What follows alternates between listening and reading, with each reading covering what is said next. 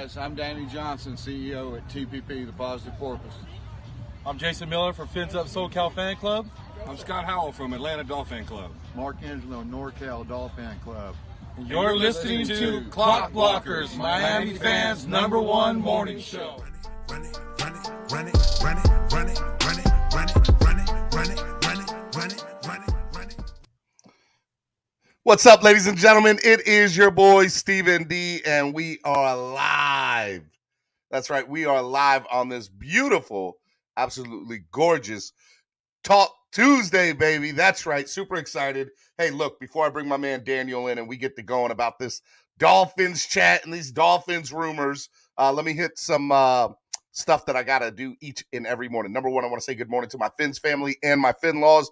Hope you all are excited. I hope you all enjoyed the inaugural show yesterday of Dono and Daniels. And if you didn't get a chance to watch it, go back and rewatch it. Share with your friends. We had a great time, Alex, Dono, and myself yesterday. It was a lot of fun. So make sure you guys check that out. Also, hey, if you haven't done so already for this show, hit the like button. Share. Let people know that you're here and you're watching. I can't grow without y'all's help.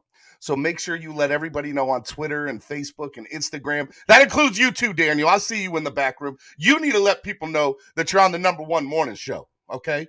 Got to let everybody know. Got to let them know, okay? And if you haven't hit that subscribe button yet, make sure you hit that subscribe button. Come on now. Come on. You're not subscribed. You're not part of the family already. Hey, look, if you want to sign up to become a member of the family, in my Vin Diesel voice, I want you guys to remind yourselves, if you go into the link in the description, you'll see sign up, become a member today. Yeah, go check that out, okay? Sign up. There's plenty of room at the table for you. I would love to see you become a member of this most awesome, beautiful family today. And yeah, make sure you guys do that. Hey, look, if you want to donate to the channel and help the channel grow, I don't care if it's $1, it all goes to helping the channel grow. I want to remind you there's 3 different ways to do it. Number one, using the YouTube live super chat, which is the $ down at the bottom of the chat. You guys can use PayPal, which is MSM Podcast Network, or you can use Cash App, which is $ MSM Podcast Network. Just want to remind you all, it goes to helping the channel grow. I want to give a big shout out to our sponsor of this show, the #1 morning show, Tail Greeter. Tail Greeter is absolutely amazing. Make sure you go follow them on social media at Tail Greeter. I know football season's almost over, but that doesn't mean that the tailgate stops. They have plenty of events all over the country. So no matter where you're at or what sporting or music event you're going to, go to Tail Greeter today, download the app. It's free, and make sure you follow them and all their stuff on social media. They got a lot of cool things going on, even in the off season of football. So make sure you check them out. All right. All right. Without further ado, I want to say good morning to y'all. It's going to be a fun one. But hey, let me bring on my man. He's back there waiting. Let's have a good time for the Miami Herald. Daniel Oyefusi, what's up, baby? What's going on, man? How you doing? How are you? I'm doing well, doing well. Recharged after the week off, ready to get back at it. What did you do for your week off, man? I was just chilling, not too much. I'm very low maintenance. I don't need to go to a tropical island. I was about to say, were you sipping on a drink with an umbrella on a beach somewhere? Not too close to that, just chilling. No. Just enjoying the week off, enjoying the football games this past weekend, or the past 2 weekends, really. No, last weekend you were enjoying. The week before they were boring. Oh yeah, you're right. Yeah, the wild card weekend was a wash. Last weekend, this past weekend. Let's start there real quick before we get into all the Dolphins stuff, man.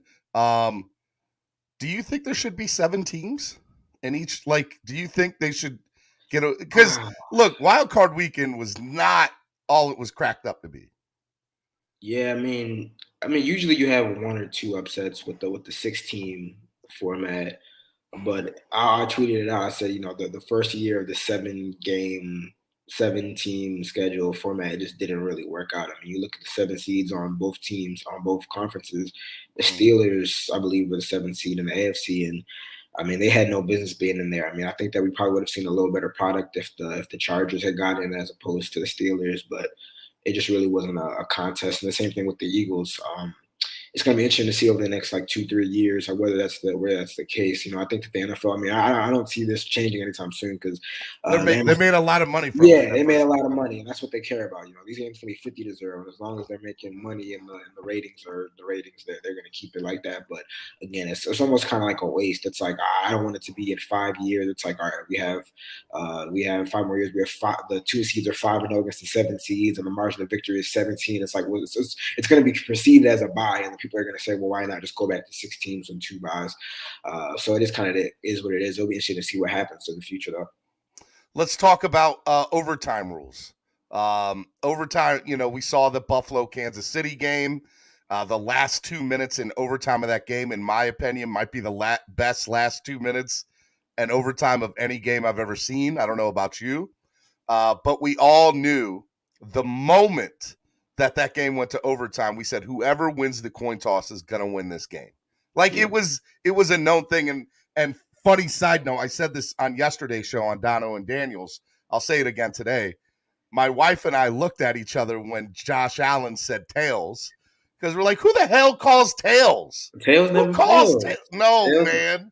You don't call tails. You do not call tails. And that's why they lost the game. So it's all Josh Allen's fault in calling tails, as far as I'm concerned. He may have called heads in the initial coin toss before the game started. So maybe he was trying to, I don't know, I have to go back and check. But yeah, I mean, it definitely did stir up a big debate on Twitter. I am kind of not opposed to it either way. If they kept it the way it is.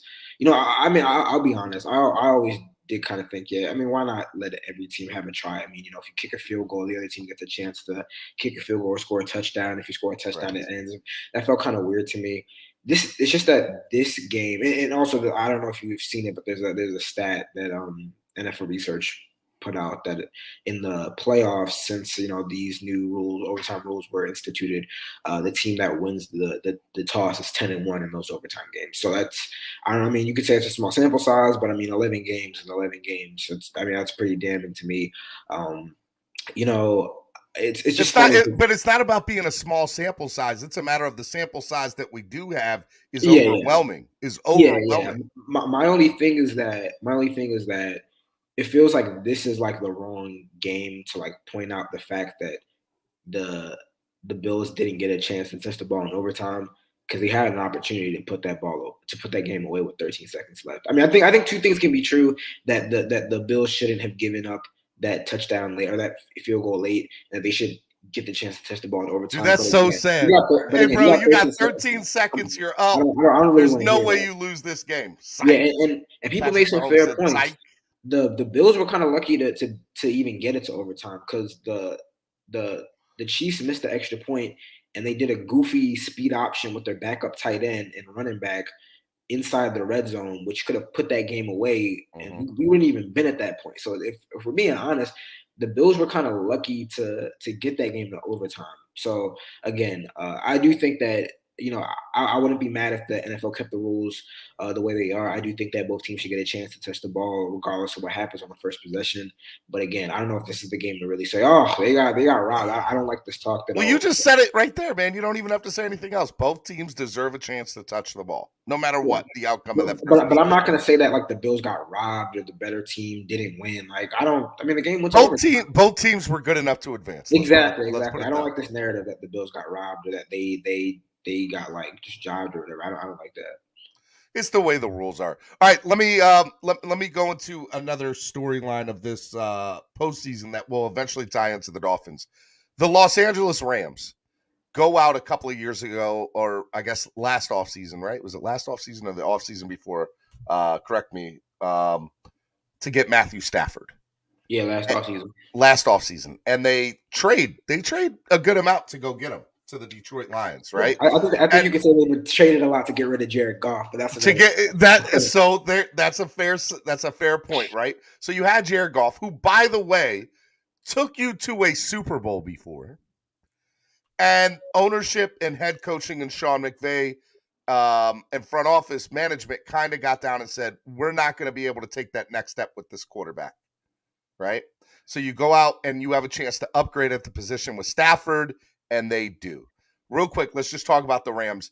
Would you if they go out and win this whole thing, is that maybe not the best trade in NFL history?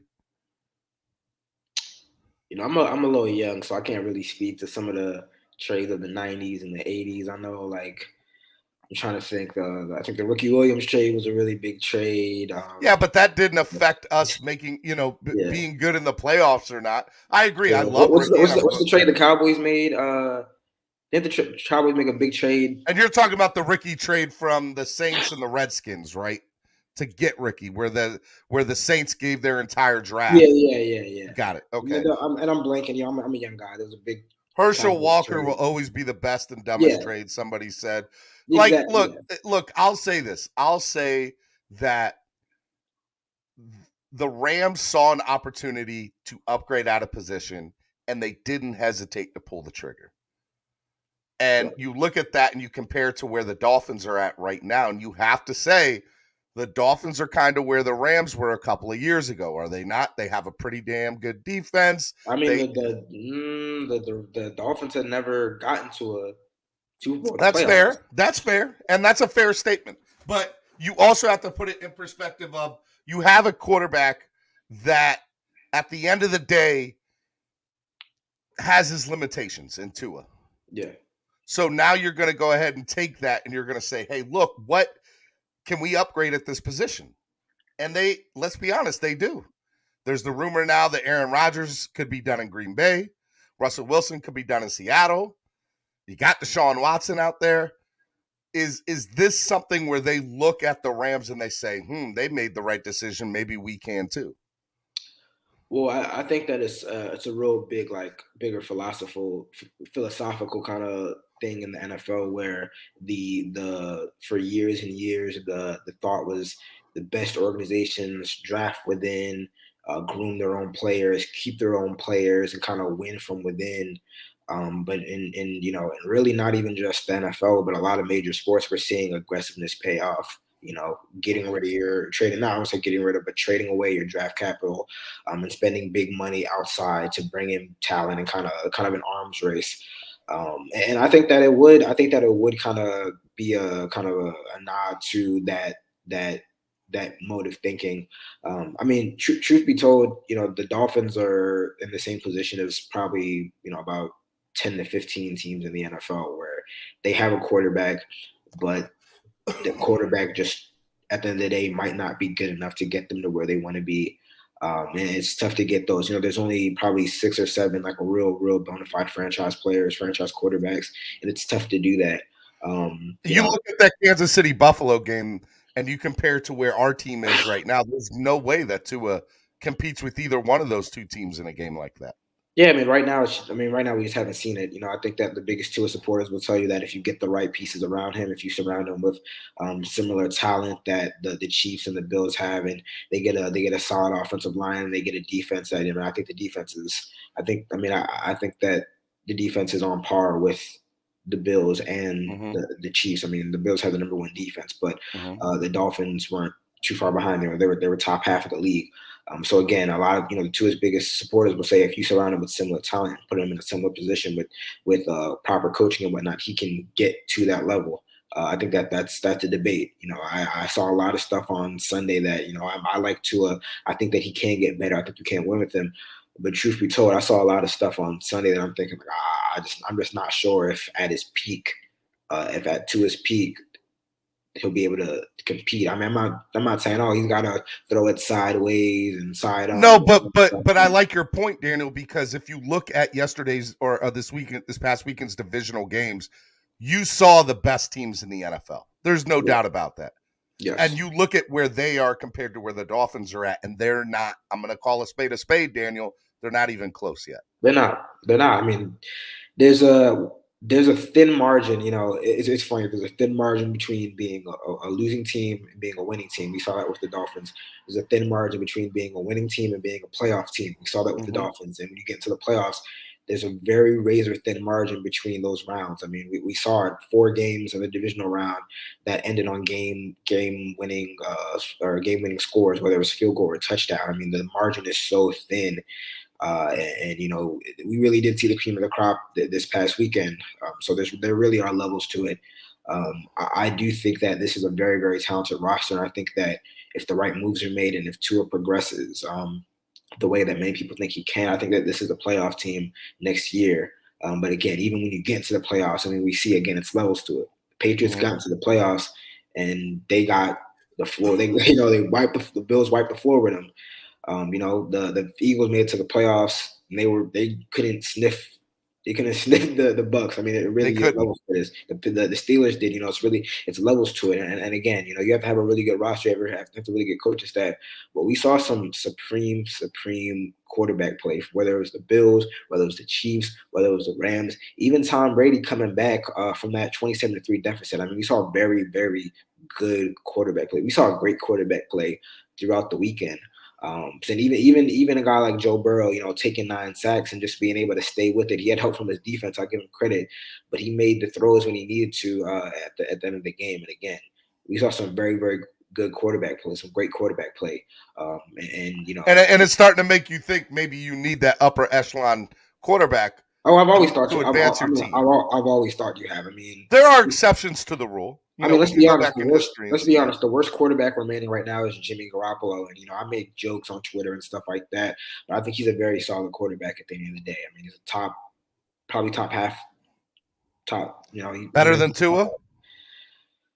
It's funny. I did rankings yesterday. I was just kind of messing around, and if you interchange them, I don't think that there's a big change. I mean, if somebody argued Tua over Jimmy Garoppolo, I'd probably take Garoppolo just because of the experience. But I think Garoppolo probably turns the ball over a little more than I'd like.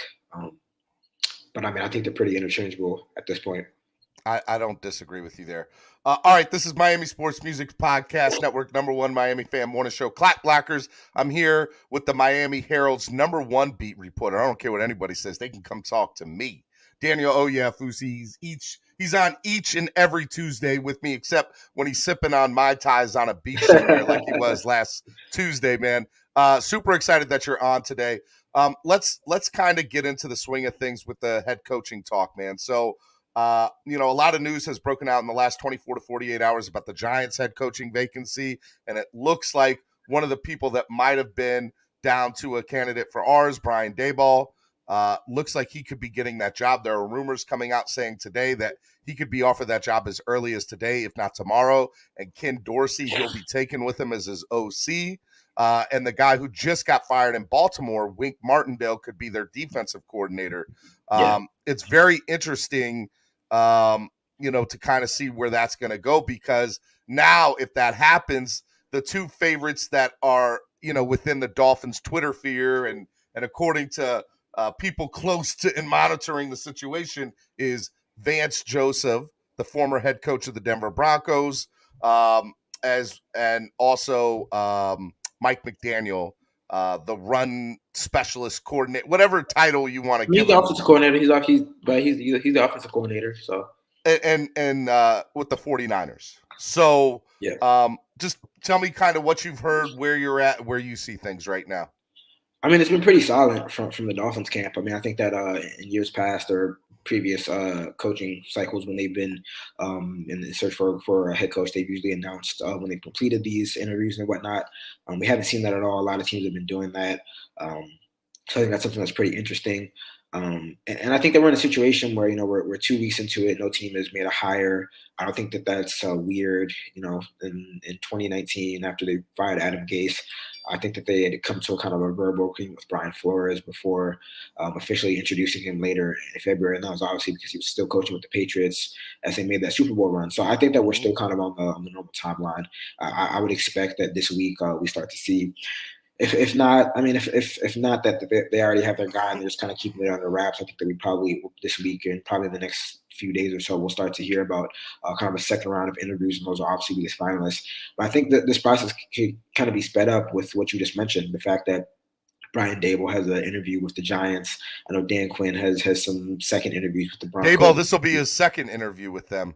With the Giants. Had one. Yep. Okay, yeah. So again, there's a familiarity there with Joe Shane, a former Dolphins executive who spent the past 7 years or so in Buffalo. I think that if I had to guess, I would say that that's probably working against the Dolphins. Obviously, Daboll has his previous one season as the offensive coordinator, so they know him there. And, Not that I want Dable in any way, shape, or form, Daniel. But what does it say if Dable chooses the Giants job over ours when he has familiarity with our quarterback, as well as it looks like he can bring in his OC? Because I've been saying for a week now, there's no way Ken Dorsey leaves Buffalo because he would automatically go become the offensive coordinator there. But there's rumors saying he's going to get the Giants one with Dable. Well, I mean, there's a lot of layers to it. I mean, I think that it's been written by other writers and mentioned, but just kind of the organizational structure, kind of the dysfunction. It's the fact that Chris Greer is still a general manager, but do you have any guarantee that he's going to be here in a year if things don't go well? If you don't win in year one, you're probably safe. What if the GM isn't? And they bring in another GM, and he wants his own coach. And then you have this constant cycle that we've seen with the Dolphins in previous regimes. So again, I mean, I think a lot of it is going to come down to. I think a lot of it really truly does come down. Again, these guys know X's and O's. It's not a matter of who knows X's and O's more. It's a matter of the vision that you have for the organization and whether you're aligned. And I don't think that anybody should be shocked that Dable went with the guy who he's been with in Buffalo, with the winning organization, who they probably see eye to eye with on the vision and kind of the template for building an organization. I don't think anybody should be surprised at that. So again, I think it'd be a matter of some of these positions start to fill up, and the candidate pool just kind of shrinks, and eventually it's kind of like musical chairs. They only interviewed 7 guys. Maybe they have some other guys in mind, but I would assume that the next head coach is going to be one of those 7 guys that they initially interviewed. Well, I hope it isn't the last person standing, because that doesn't. Yeah, that wouldn't be good. The Dolphins either. You wouldn't want to see that. I do think that they're going to get their guy, whether it's the guy that Dolphins fans want. That's another story. Well, there's no clear-cut favorite, Daniel. That's the other problem in this too, right? Like, there's a portion of the fan group that loves Dable. There's a portion of the fan group that loves Mike McDaniel. There's a portion of the fan group that says we need to go out and get Harbaugh. There's a portion of the fan group that says it just needs to be a former head coach, which, by the way, I'm on board with that fan group. I will be satisfied to a certain extent as long as they're a former head coach. Vance Joseph would never be my first choice. A lot of Dolphins fans do not want Vance Joseph. And I'm not saying he would even be in my top 5, but I said whoever they hired needs to be a former head coach, because I feel like at that point they know what they have failed somewhere before, as well as know what it takes to put a good coaching staff together. And if you can get out. Because here's the thing: if you get a coach that's been a head coach before, there's not as big of a learning curve, or how to run the team, or you can be like, well, this is what I did wrong with this team. I'm not going to make that same mistake again here. Where if you go out and get a McDaniel, you go out and get a Dable, you go out and get somebody who has never coached before, you have that. Well, hey, I've never done this before, and I'm kind of learning trial by fire. No, I don't want that. Yeah. I agree with you. I will say on Mike McDaniel that I really do think that it'd be a breath of fresh air on and off the field. I think that if you're kind of looking to clean the sins and fix the sins of your previous mistakes, I mean, I don't know how you could go wrong there. I think that there are some fair questions about the youth, the ability to build the staff, the fact that he doesn't call the play. Those are all fair questions. But again, I don't know of any other team that's requested an interview with McDaniel, honestly. Or Vance Joseph. Vance Joseph, I don't think has had an interview anywhere else either. I haven't seen that as well. So obviously the Dolphins see something there. Again, it was crazy. I think Sean McVay's birthday was yesterday, and he's been there for 6 years now or so. He was hired when he was 30.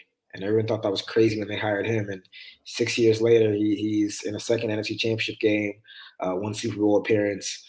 So sometimes you got to take a risk. I don't want to say Ross is taking risks, but he has you've seen this trend of him kind of hiring these younger guys, upstarts, up-and-coming guys. And I do agree with you that I think that they'd be best to kind of go with the guy who's been there before, who can kind of hit the ground running.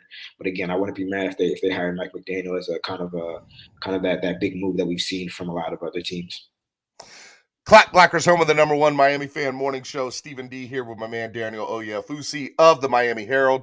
If you haven't hit that like button already, please hit that like button. We've got almost 100 people in the room. We're not even at 31 likes. So hit the like button right now. Let people know that you're here and share this awesome, amazing morning show with your friends, your family, your loved ones. So make sure you guys do that. All right, well, let me ask you a question, because one of the things that has bothered me over the last couple of weeks, Daniel, is there seems to be a new report every 10 minutes from some sort of outlet or source, and to me it's crazy, because number one, there's no way that much information's getting leaked from the Dolphins, let alone somewhere. I don't think anybody truly knows what Greer and Ross are going to do. That's one, except Greer and Ross. And then the other thing with that also being said is, like to say, hey, Harbaugh went out of his way and called Ross about the coaching position, or you've heard the rumor that the Dolphins already knew who they were going to get from the moment they fired Flores. Like, I can you explain to me, as a beat writer, especially in the COVID times that we live in, it's tough to get that inside source, right? Yeah, I mean, it's tough to develop that relationship. Yeah, I mean, it's about connections and relationships. So it might not be, Stephen Ross or Chris Greer himself, but it could be somebody who's somebody who knows somebody, or somebody who's kind of in the know and around the building. So I never try to just slam down a report from anybody, no matter how big or how small it is. But obviously, we have to be kind of media literate and media savvy, and kind of do our due diligence, and just kind of thinking, like, where is it coming from? Why would it be coming from that person and whatnot? And again, I don't want to. I did see the report that Ross, or I guess I did see the report that Harbaugh reached out to Ross and inquired about the job. I mean, I'm not gonna kind of just stomp on that, because there have been reports that he has an itch to go back to the NFL. So maybe he did.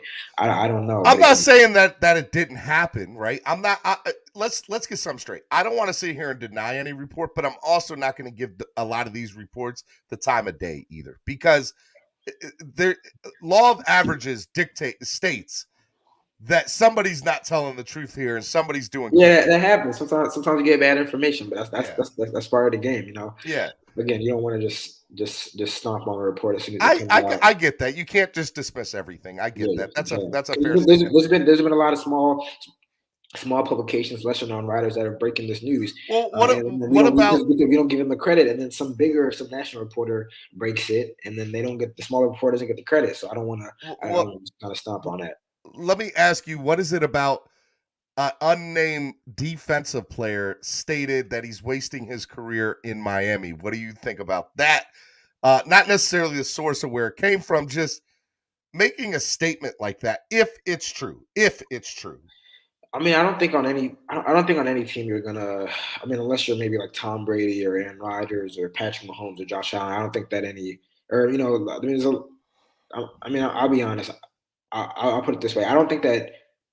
Do I think every single teammate of Tua completely 100% believes in him? No.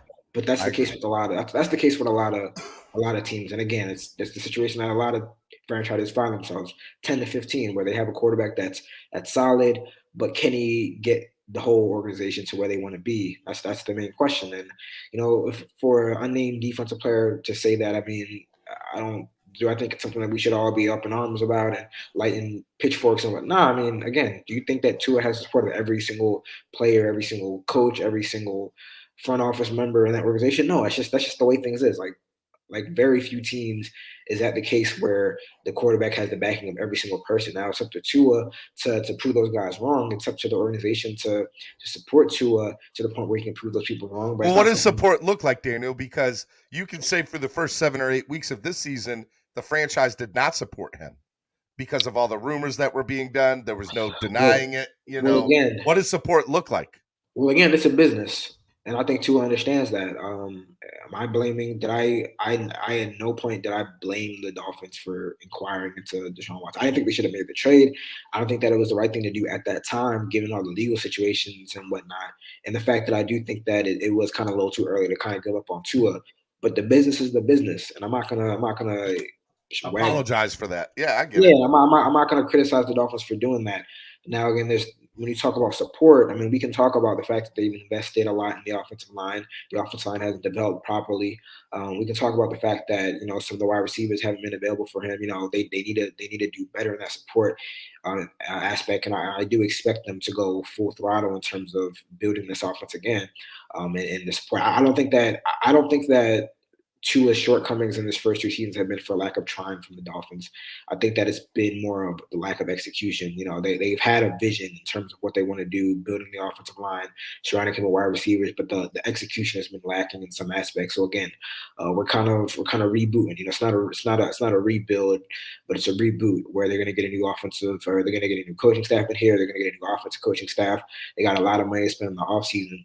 And I think that I think people are being disingenuous when they say that this organization hasn't supported Tua. It's a business. They're not married to Tua right now. So they're doing.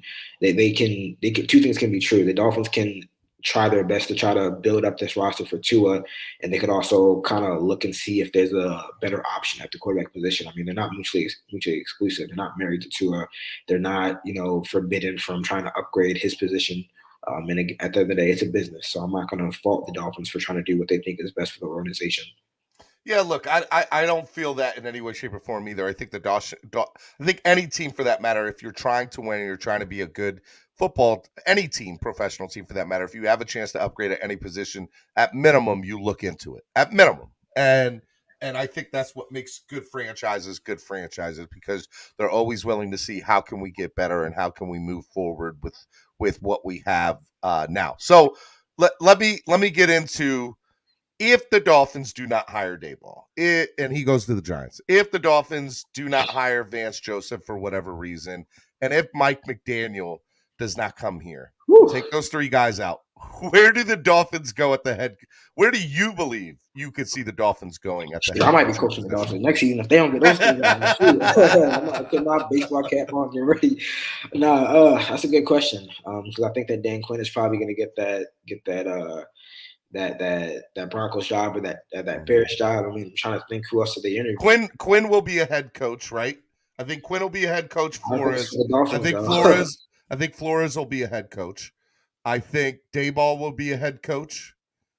I'm trying to see who else, right? I'd like to say Caldwell, but I haven't seen his name come up anywhere. Yeah, besides Jacksonville. No, I think he interviewed with the Bears twice. He's going for a second interview. Byron Leftwich could be a head coach in Jacksonville, which would be you could see that fit Byron Leftwich, former quarterback. Yeah, you got the Texans job, which could. I'm not really sure where they're trying to go there. I don't think it's going to be Flores. I don't think it. I said Flores ended up in one of 2 places. Personally, I said he either ended up in Chicago or he ended up in New York, and it doesn't look like New York's going to be the case now. Yeah, again, once you start to fill the first 2 or 3 jobs, there's 8 jobs. I think that I agree. Once the first head coaching slot gets filled, the dominoes start to fall. I 100% agree. I think within 48 hours, you'll see 2 somebody might get left out. A team might get left out, not getting their guy. A coach who thought he might have a job. Right now, there's 8 head coaching vacancies, and everybody's like, who's going to make the first move? What are people going to do? Because the moment that happens, everybody's going to be like, I need to go out and get my guy now before he gets taken by another team. I mean, I'm trying to think who else they interviewed. They got Leslie Frazier out there. I know that a lot of people. I've said I like Leslie Frazier. I like what he did in Minnesota, and I know at the end it didn't work out well. I mean, he had a 1 solid season and 2. I mean, I'll count as 3 full seasons. He had 1 season where I think he came second to Green Bay, and they were in the wild card round and they lost. And he had 2 kind of underperforming seasons. And again, it's like the defense struggled, which is his forte. The thing is, a lot of these. Daniel, what did Belichick do in Cleveland? Nothing. Are we saying that Leslie Frazier could be Bill Belichick? No, I'm not. I'm not saying that. But what I'm saying is again, he's a former head coach. I just don't like making comparisons to the exception to the rule because we very rarely seen Don Shula, exception to the rule. Bill Belichick, exception to the rule. Yeah, but those are two very specific. That's not the norm. That's not the norm. Again, I'm not saying that's why you shouldn't hire a first time a coach that has been and I want to state for the record 2 things. number one, I don't have any faith for the Dolphins to do the right thing here. Let me just put that out there, okay? But and that's because I really don't know what the correct move is. I think as a fan, what I would like to see is, hey, I think that having a former head coach, you don't have to worry about some of the things that we just worried about with Flores. And if you're replacing Flores, you're doing it because of his inefficiency in certain areas, not because he was a bad head coach, but because he couldn't do certain things as a head coach. And one of them was develop relationships and bring on, guys in his coaching staff that had more tenure than him. Yeah. Okay. And so with that being said, that's why I believe a former head coach is the best person. If they go out and get McDaniel, I will have some optimism. Hey, look, this is a new guy. You never know what could happen. But then you're asking for 1 out of a million chance that this guy all of a sudden becomes the hottest thing since sliced bread as a head coach. Well, and what are the odds of that happening? Hold up. I mean, he doesn't have to be the hottest thing since sliced bread or whatever. But I mean, let's look. Sean McVay again. Sean McVay was a first-year head coach. Mike Shanahan. Kyle Shanahan. Kyle Shanahan was a first-year head coach. Zach Taylor was a first-year head coach. I mean, all those guys, they came from the same tree or whatever. I mean, all those guys are first-time head coaches. Well, what is it? That Redskins team in 2013 was Shanahan, McVay, and Matt LaFleur. Exactly. All on that coaching staff. First-time head coach. And by the way, it also makes me wonder, why is Jay Gruden not being looked at? Because he's the one who put that coaching staff together. Well, there's a lot of stuff going on with Washington, and there's a lot of stuff going on if your last name's Gruden. I get it. Yeah, I understand that. I understand that. Okay, so a couple more things before I let you go. Just curiosity. It looks like Miami's going to have $80 to $90 million to spend in free agency in the draft. 74, 75.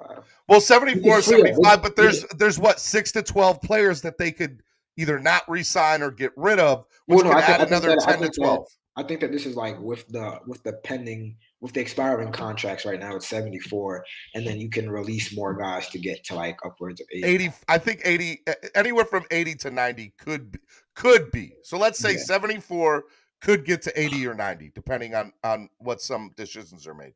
With that being said, Daniel, what do you see as the biggest I don't want to say the biggest needs. I think we all know what the biggest needs are. Where do you see the Dolphins spending that money is the question. Where do you see them spending the money? See, it's hard to say, to predict right now, because we don't know who the coach will be and who the coaching staff will be.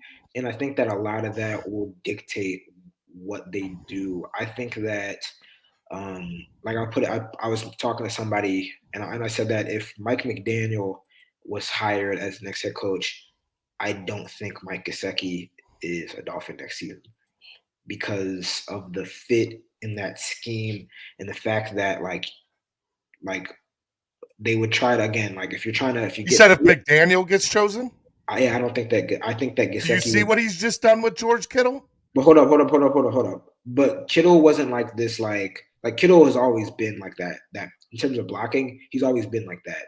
Okay, that's fair. So again, I think that they would try to like whatever scheme that they bring in, because it's going to be a different scheme most likely. They're going to try to mold the roster to fit that scheme. I don't know where Gesicki would fit. I don't know if you can play a guy 50 to 60% of the snaps when he's lining up in the slot, when you need a tight end who's going to play 80% of the snaps and block his butt off. I'm not saying Gesicki has tried to improve, but I got to call spade a spade. Gesicki's not really he's not really infatuated with blocking. Gesicki is infatuated with blocking. So again, it really depends on who they bring in. I think that regardless, I would expect, Chris Greer is kind of on the hot seat. I know that he got the glowing review from Ross, but he's kind of on the hot seat regardless of what the draft was last year and whatnot. You got $74 million in cap space. You got some solid draft capital. You got to make some things shake. So I would expect him to go offensive side heavy. Mm-hmm. I would expect them to try to get some veteran linemen, specifically at tackle. I would expect them, if one of the top wide receivers is available, I would expect them to throw out some money. I mean, I got a story coming out maybe today, maybe in the next couple of days. I said if somehow the Packers have a murky cap situation, and if Devontae Adams becomes a free agent, Chris Greer got to have a blank check just waiting for him. Like I don't care if it's $20 million, 4 years. I mean, sign on right here. So they got to make some things shake, especially on the offensive side of the ball. Daniel, man, I appreciate you coming on as you do each and every Tuesday. Go ahead and promote everything that you do, man. I want to let the people know where they can find more of you. Yeah. So obviously, first off, I'm trying to think what happened to my ad name. Usually got my ad name there, but oh, my bad. Here, see, look at me now messing up today. There we go. So you can follow me on Twitter at Daniel Oyefusi, just like you see it right there. Miami Herald, MiamiHerald.com. We have a sports pass only, so if you're interested in sports stuff, it's kind of like an a la carte menu. Go on MiamiHerald.com and you can get that. And then obviously every Wednesday morning, we have the Dolphins in Depth podcast coming up. We didn't have one last week because I was off, but we're getting back to it. We got a lot of fun stuff coming up. You know, I'm going to be in mobile for the Senior Bowl. I'm going to be in the Super Bowl at the Super Bowl. You know, got the combine. You're going to be in mobile? Yeah. When do you fly out for that? I'm trying to think. I guess Monday, next Monday. All right, so you'll still be able to do Tuesday. That would be awesome to do a live hit. Even if you can't do the full session like you normally do, I'd love to have you on, even if it's for 10 or 15 minutes to talk. Yeah, it should be. I gotta look at the time and make sure they're not starting practice early or whatever. But I'll check that. And I'll let you know. Let me know. So yeah, we got a lot of fun stuff. I mean, it's the off season, but like I said, it's still busy. You know, we got. Oh, I'm excited that you're going to Mobile. That's awesome. Well, I'll make a cool little background and stuff for you. I'm gonna do something special for you. That's exciting. Yes, and there's some people. You know what? I'm gonna go through about 3 or 4 people only. And just say, hey, can you keep an eye on these players because these are guys that I think the Dolphins should look out for, and I'll talk to you about it next Tuesday. And yeah, man, I'd love to get your thoughts on a couple of these guys. For sure, it's gonna be a good time. Awesome, man. Daniel, you are the man. I love having you on. We'll see you next Tuesday live from Mobile, and we'll set it up. So I'll have more details on that, and we'll talk behind the scenes, bro. Thanks for coming on like you do, man. Yes, sir. Anytime, man. All right, man. Have a good one. You too. See you. Daniel Oyefusi of the Miami Herald. I'm telling you, I love that guy. There is no, y'all need to understand he is the next big thing when it comes to, you know, covering the Dolphins, and I love everything that he does. All right. Hey, look, this is Miami Sports Music's #1 Miami fan morning show. I have another special guest to come hang out with me for a little bit, and we're going to do a little debate, a little back and forth. I think y'all are going to love it. Y'all know him. Y'all love him. He's one of the best in the business. Very good friend of mine, TD Fins Talk. What's up, TD? What's up, homie? What's going on? What's going on with you? Another day. Why you say we going to debate, man? What do we have to argue about? I mean, I'm sure we can find something. It's not hard to debate. We agree on everything, man. On everything. On everything. I love it, man. So how you been? What's up? Great, man. Just chilling, getting this off season lineup ready for evening shows and stuff, and just keeping it moving, man. Waiting on this coach. I know, man. You know, it was sitting here. I know you were listening to Daniel, man. It just seems like, you know, I love listening to him, by the way. He's great, right? He's awesome. Yeah.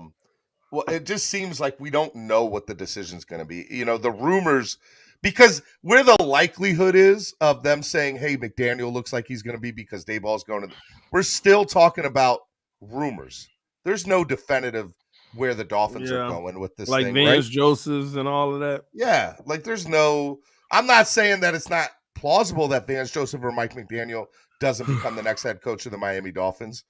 But I'm not also going to say that it's likely either, because look at where, you know, a lot of these rumors are just coming from rumor mills, outlets that, you know, most outlets, not all of them, that are just saying this is what it is. We know that we've interviewed these guys. That doesn't mean that they're coming in for a second round interview. That doesn't mean that they're a finalist. That doesn't even conclude who we haven't talked to yet. True. You know? But it just depends on the organization. When are they going to make a decision? Nobody knows all that inside detail. Like you said, there's a lot of speculation coming out. But when you go off of what we do know, Our owner isn't willing to hard press Jim Harbaugh to try to be the next coach. That's pathetic to me. Also, when you look at Brian Daboll, Mike McDaniels, I'm one of those individuals. I just really don't like their resume. I am not sold. Give me the same situation. Let them go to another team and prove, what they're doing again. Then I am like all in on really more of Mike McDaniels. I really don't like Daboll as an option badly. Oh, I hate that as an option. But anyway, give me Mike McDaniels in another team being able to show that he can move results. Then I'm all over him. But right now, it's just a wish, a hope. And Vance Joseph, a lot of people are turned off. They're talking about, if we get Vance Joseph, I'm done, blah, blah, blah, blah, blah. One thing I'll tell you about Vance Joseph, we know he's a leader. We know that he is defensive minded and he can move results. If you remember, that defense led us to the playoffs in that 1 year. They did. It was because of Vance Joseph, who provided us a top 10 defense. I think it ended 6th or 7th or something like that. I know we were 3rd or 4th in past the or something like that, but I know that we were a top 10 defense under Vance Joseph. And I'm going to be honest, the only way that I feel like Miami, I think the reason why they're really trying to go defensive coach, even though we have some offensive candidates, is because you need to keep the foundation you got and continue to let the defense lead the way, especially if you're going to proceed with Tua. You got to keep that defense solid if you're going to proceed with Tua. Yep. And even if you're not going to proceed with Tua and you shock everybody and go do what you're supposed to do and go get Deshaun Watson anyway, then that defense is intact and you let Watson carry that offense with these same OCs as far as I care. But, that'll be up to Vance Joseph if he is the coach. So why real quick, why wouldn't you want to see Vance Joseph as the next head coach? Why wouldn't? Well, yeah. Why wouldn't you? I didn't say I wouldn't. Okay. Yeah, so I didn't say I wouldn't. Because he seemed like, if you look at Dolphins Twitter, they are up in arms. If Vance Joseph becomes the next head coach, I'm quitting. I'm not being a fan. Here's the issue. If Vance Joseph is the next coach and they move forward with Tua, it's over for Tua. It's over. Mm-hmm. And they would also be saying we only brought him in for this year, maybe, and here's why, or 2 years, and here's why. Because I think Greer tied himself to Tua. And if Tua doesn't pan out, Ross is going to fire Greer. And if Ross fires Greer, you got to bring in a whole nother general manager. And if you bring in a whole nother general manager, what is he going to want? His own what? His own everybody. He's going to want his own coach. Exactly. So I'll do you one better. I think if this regime doesn't make it, I don't know if Ross is here for another regime. I think he sells the team. No, he's gonna let his succession plan be executed. He's going to allow that when the time comes where he's, and not to say this in any crazy way, but when his time expires on this earth and he's done all his great deeds, he's going to let this succession plan take his place. And that's why So you think he's here for he's going to stay the owner up until he dies? Up until he either dies or there's some type of writing on the wall in that regards. Interesting, because I thought, honestly, my thought to this was this is the final heave-ho for Ross. And no, the final heave-ho for Ross is watching his last baby, his last project play out. Mm-hmm. And what people fail to realize, and this is what I wanted to talk to you about too, Steve, because I thought you were wrong on this point. When someone said that about us moving overseas, potentially. I said there's no way that ever happens. Yeah, and that's where I feel like you were wrong. Interesting. Let me tell you why. The $500 million we put into the stadium, plus all the no way. Yeah, I know, but this is what you fail to realize about what Stephen Ross did. You got to stop paying attention to the Miami Dolphins, bro. The Miami Dolphins can leave that stadium and that practice facility tomorrow and be in London. That man still has the speed racing, whatever you call it. What is it called again? F1. He has F1.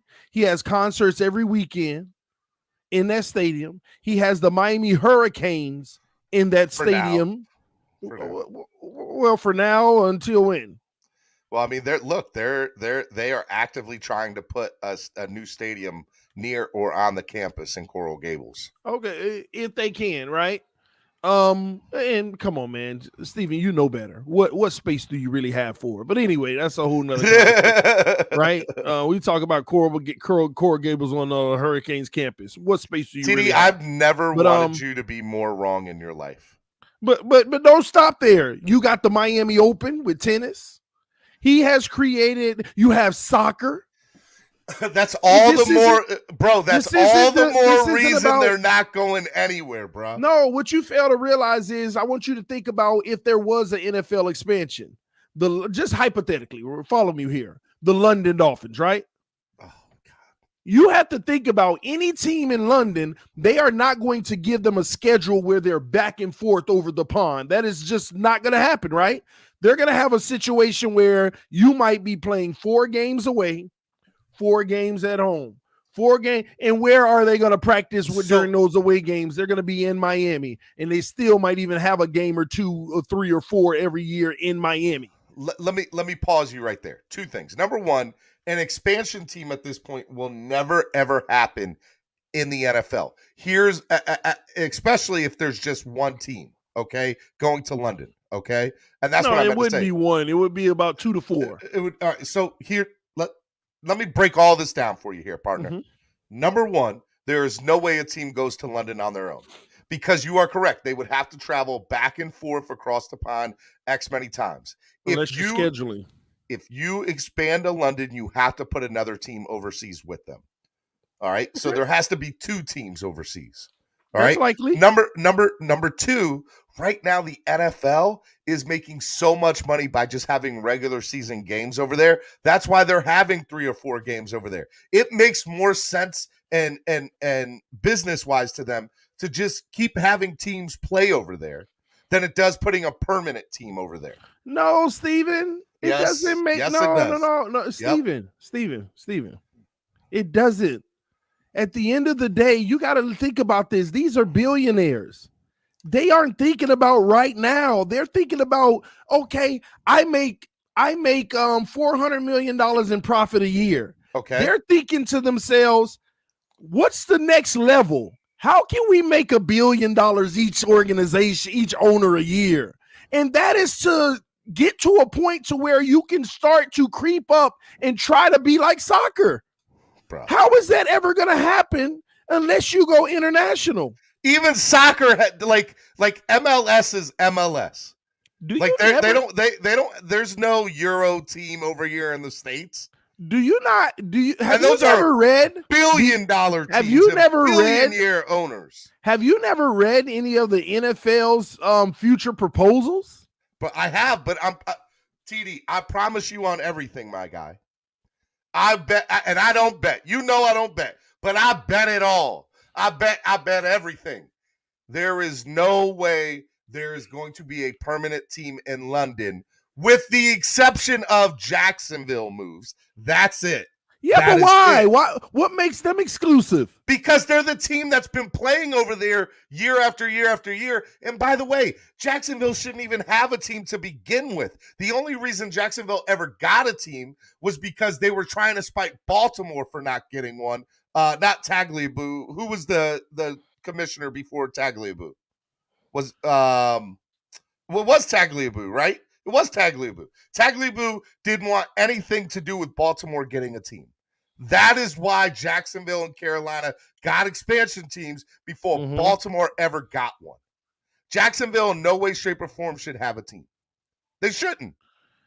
So you're basing this off of the fact that Jacksonville has played in London the most. Jacksonville plays in London the most. They have an owner who's a billionaire who doesn't like Jacksonville, by the way. Okay. He's okay with cheating them out of a home game every single year. And I'm telling you, he's done some minimal upgrades to that stadium, but that stadium isn't that all that.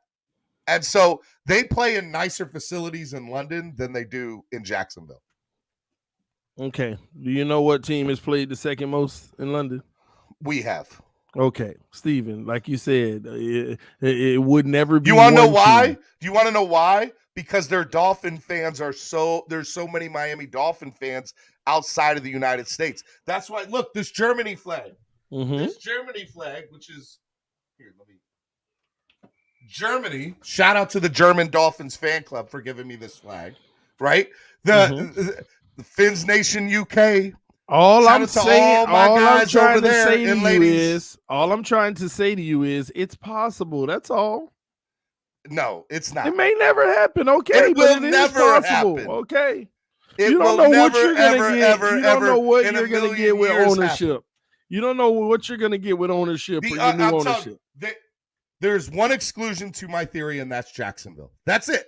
Yeah, That's but it. like you, even out of your own admission, if it happened, it'll be more than one team. But if you use your same logic, I said if there's an expansion, there will be. If you move a team, it's going to be Jacksonville. If there's an expansion, it'll be two teams, and they'll both go overseas. And by the way, St.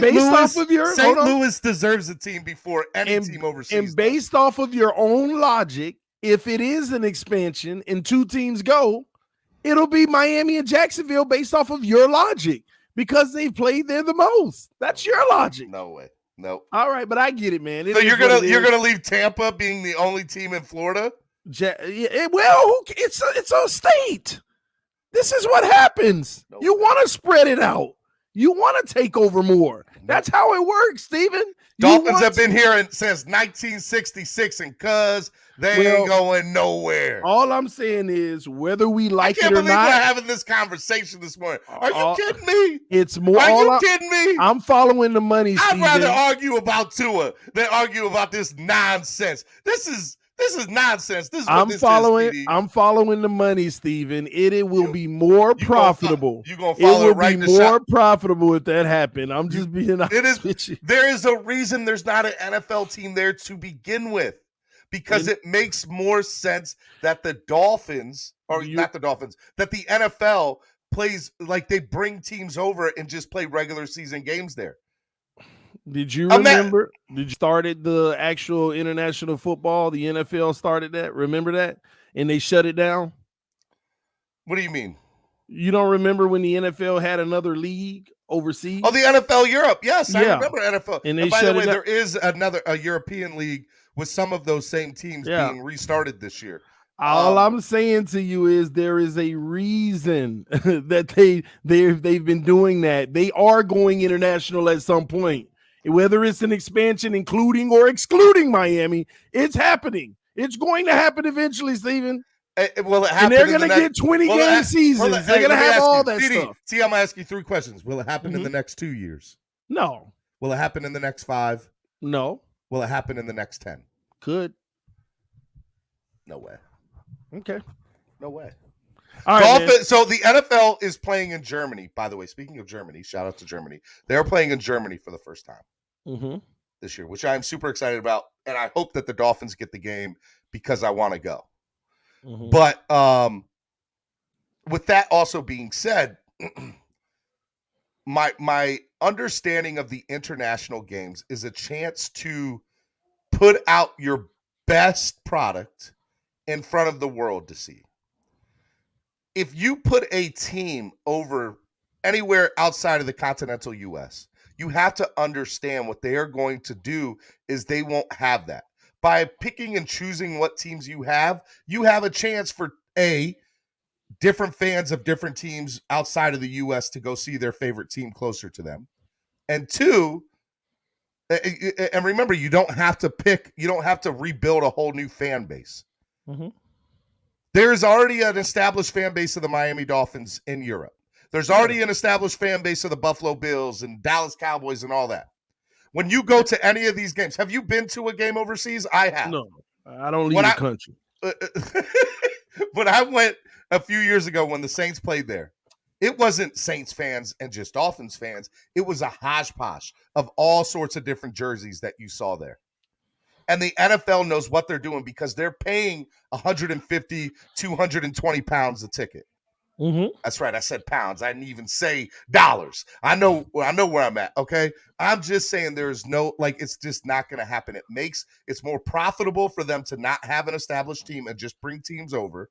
And it's also more it makes sense from a marketing standpoint because now you allow more opportunities for Patrick Mahomes, Matt Stafford, Tua Tagovailoa, all these people to go over there and play in front of their fans at least one time every couple of years. Okay. You got me all worked up, TD. I'm just saying, man, it's not more profitable that way, bro. If that ever happens, I would die. I would die. So when I got my tattoo, when I got my Miami Dolphins tattoo, my wife made that joke to me. Mm-hmm. She's like, what are you going to do if the Dolphins ever leave Miami and go to London or something? And I got mad at her for making that joke. I was like, don't you dare jinx them. Don't you do it. And I'm going to say the same thing to you, TD. You better stop it with all this TD foolish talk, okay? I would still be a fan of the team. It's Miami. I get it, but I would still be a fan of the team. It is what it is. They wouldn't be the Miami Dolphins. They wouldn't even keep the name if they left. I would still be a fan of that team. Let's change subject because I'm ready to lose it on you about this subject. Let me ask, man. Brian Daboll going to the Giants.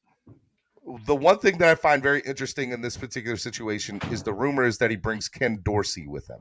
My thought was, why would Ken Dorsey leave Buffalo? Because he would become the OC there. Would you not agree with that? Yeah.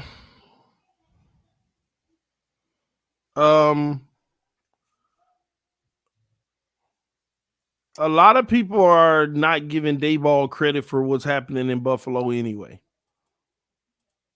I'm probably one of those people. When you talk to Buffalo Bills analysts and YouTubers, they're like, "Oh yeah, you can have Daboll." That they don't even covet Daboll. Mm-hmm. They don't feel like he's the reason for Josh Allen's success at all, or that offense. They have a lot of good people over on that staff in general. So I don't think he'll take him with him. I agree with you. I think he'll be promoted to that position because a lot of people kind of feel like maybe he's the guy that's making a difference anyway. So, but if he takes him with him, oh well, he takes him with him then. I mean, I guess that doesn't matter, does it? Ian Rappaport stating 15 minutes ago, I guess Kim Jones Sports said, Sean McDermott via Zoom. With Brian Daboll's possible departure, this is the quote, Josh Allen will be in the loop and no decision will be made without Josh in terms of the next OC. Josh has been highly complimentary of Ken Dorsey. Ken Dorsey would make sense. He's been in consideration for other OC jobs as well. So I think Ken Dorsey stays. I don't think he brings him to New York with him. It wouldn't make sense for that. And I said, if we ever brought Daboll over, the only way I would want him is if Ken Dorsey came with him. Again, why, Steven? Because Ken Dorsey, A, played quarterback. That's okay. One. And B, has a relationship with Tua. That's two. Okay. So does Daboll. But I don't like Daboll in any way, shape, or form. But I could live with it with Dorsey because I wanted Dorsey last year as our OC. I wanted him last year as our offensive coordinator. Steven. Go ahead, TD. Nobody's fixing Tua. Well, we're going to be stuck with him. No, we're going to be stuck with him. No. We're not going to be stuck with him. We're not going to be stuck with Tua. Nobody can fix him, Steven. Okay. So let me ask, what are the odds? Let's bring it to the same old conversation that we do that every Dolphins YouTube has had over the last few weeks. over the last few months, over the last year and a half, do we go out and get Aaron Rodgers? Do we go out and get Russell Wilson? Do we go out and get Deshaun Watson? You just upgrade. I don't know what name that's going to be. Those are the only 3 names that I think really upgrades that are available. Then go get one of them. But what are the odds that the Dolphins go do that? The odds are, I don't know what the odds are, but at the end of the day, if they don't, we'll lose. We'll know that we'll lose. We'll know that we can't win a Super Bowl next year. I've said no matter what the Dolphins make here, I've said it. I don't. If we go get one of those guys, we'll be energized and feel like we have a chance. If we don't go get one of those guys, we know we won't win a Super Bowl. So let's go make the playoffs. I don't care if we want to go to the AFC Championship game and lose. I don't care what we do, but we'll know we won't win a Super Bowl. Well, so you're saying the only way Miami has a legit shot next year at making a run for it is with one of those 3 guys?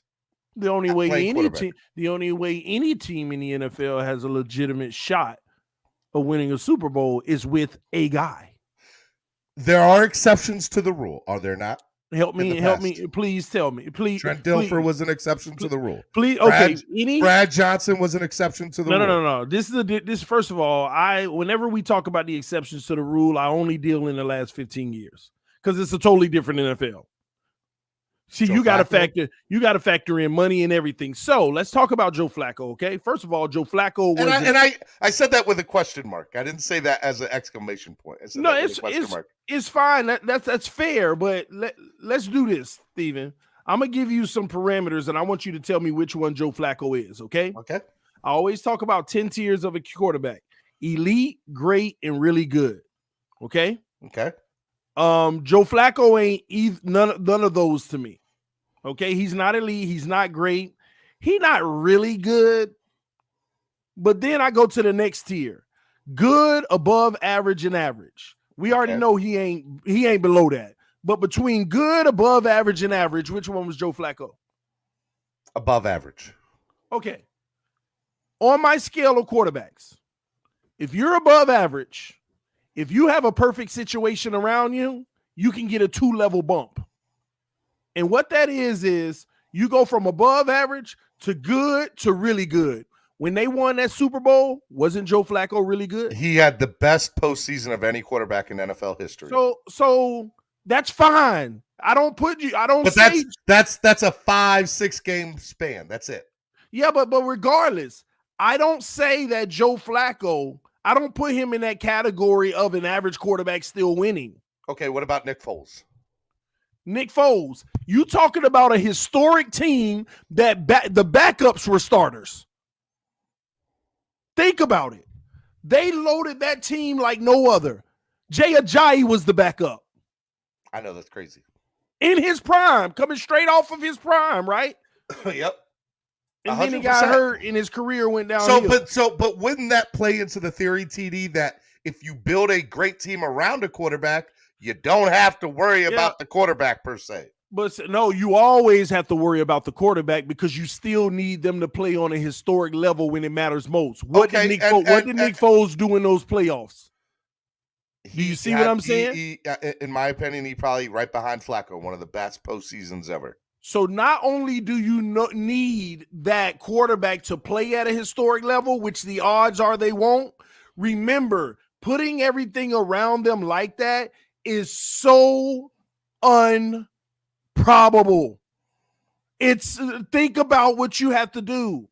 It's hard to even do that, Steven. Do you know it takes more energy to build a team like that than it does to just replace your quarterback? Let's break it down a little bit. Let's break it down even more. With the exception of those exceptions, you have to have an elite quarterback to consistently be a contender. They don't have to be elite. They have to be elite, great, or really good.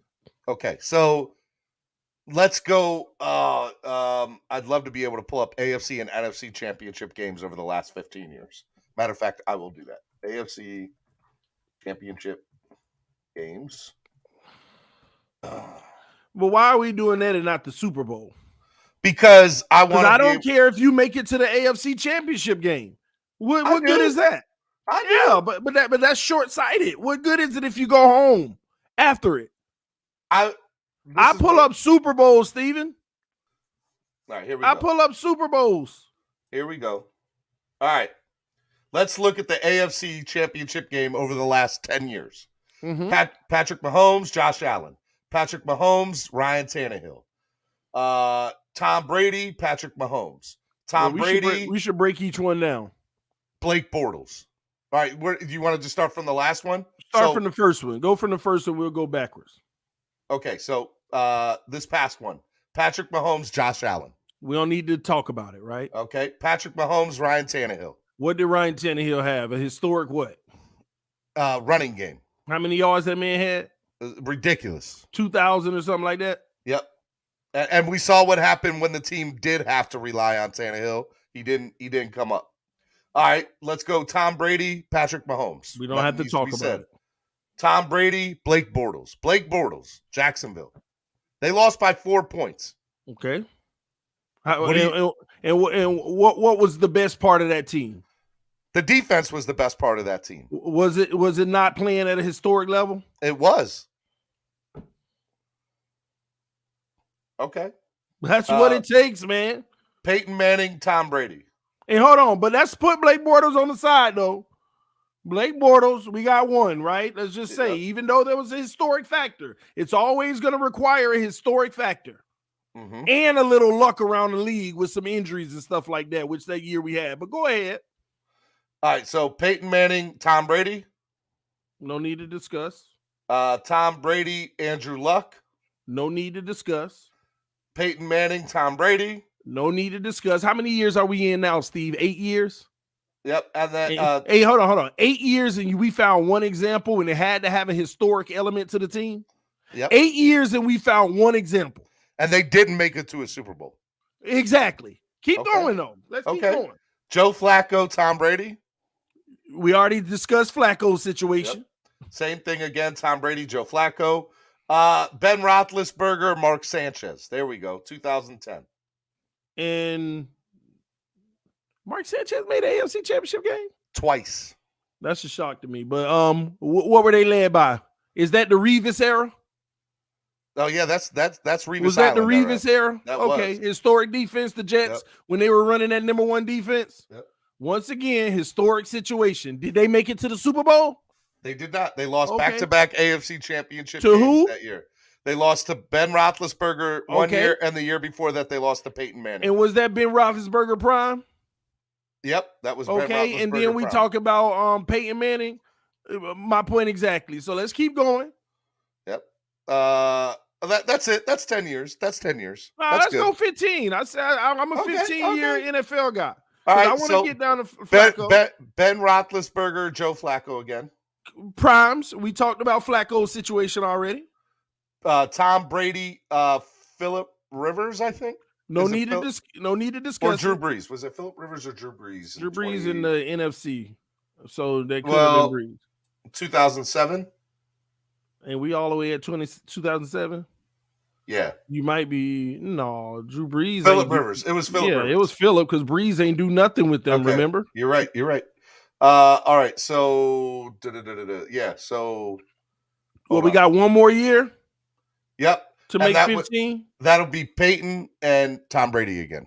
Come on, man. Let's keep going though. What's next? Well, do you want to go to NFC? No. Let's give me 2 more years. I don't know. I'm actually just curious. Ben Roethlisberger and the Denver Broncos in 2005. I don't remember who was in Denver. Tim Tebow. Oh, well, we know what historically led that team for or sure. Jake, no, that wasn't no Tim Tebow. Tim Tebow never made a championship. Jake Plummer. But it was during that time they had the number one defense. Jake Plummer, wow. That was the Denver Broncos when they had that top defense era.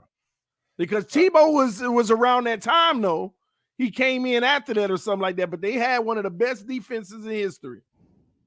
Because they offense was averaging less than 15 points a game, but they was still winning. Do you just want to play out the Brady era?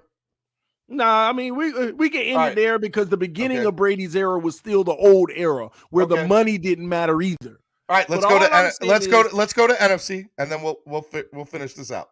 Go ahead. NFC. We got Tom Brady, Aaron Rodgers. Okay. No. What are you talking about, Tom Brady? Tampa Bay Buccaneers. Oh, yeah. I'm tripping. Go ahead. I'm like, Tom You Brady. gave me that AFC. side eye, like, I'm what you talking about he Tom is Brady in Tampa for? right now. That man has dominated. But go ahead. Jimmy Garoppolo, Aaron Rodgers. Jimmy G, and what? How did they come up short? 37-20. And why did they come up short? And by the way, San Francisco won that. They went to the Super Bowl. No. Remember though, historic defense in San Francisco. That's what led the team. And why did they not win a Super Bowl, Steven? Everybody and their mama know why they didn't win a Super Bowl. Garoppolo. Thank you. But keep going. But we can add them to the list. We got Blake Bortles and now Garoppolo. Yep. All right, you're keeping track of that. That's good. All right. Blake Bortles and Garoppolo, even though it was still a historic situation. But go ahead. Jared Goff and Drew Brees. No need to talk about it at the moment. Who was the quarterback here? Is that the one where Brees Nick got Foles. robbed? Hold on. Nope. Is that the one Brees got robbed? Yes. With that controversial play? No, that would have been the Vikings. Is that the Vikings game that got robbed? Yeah, that was the same year, but it was in the divisional round, if I'm correct. It wasn't in the NFC. It couldn't have been if you said Drew Brees, because that mean they would have lost. Well, New Orleans lost to the Rams here in 2018. So it was Jared Goff and Drew Brees. I thought it was a controversial call that kicked the Saints out. You don't remember? I don't remember that that pass interference or whatever call or whatever. The Phantom one, yeah. But like I can't tell you. I remember it was controversial. Okay, keep going on. All right. This NFC is so much harder than the AFC. All right, Philadelphia. Nick Foles and we talked about the Eagles situation. Nick Foles and Sam Bradford and Teddy Bridgewater and Case Keenum. Well, we know about how many? That was the Vikings. That was that year. Like, I don't know who played in that championship game. But Sam Bradford was their quarterback. Yeah, but I think Keenum might have played that game. I could be wrong about that. But again, NFC is so much harder than the AFC, because then we go Matt Ryan, Aaron Rodgers, Cam Newton,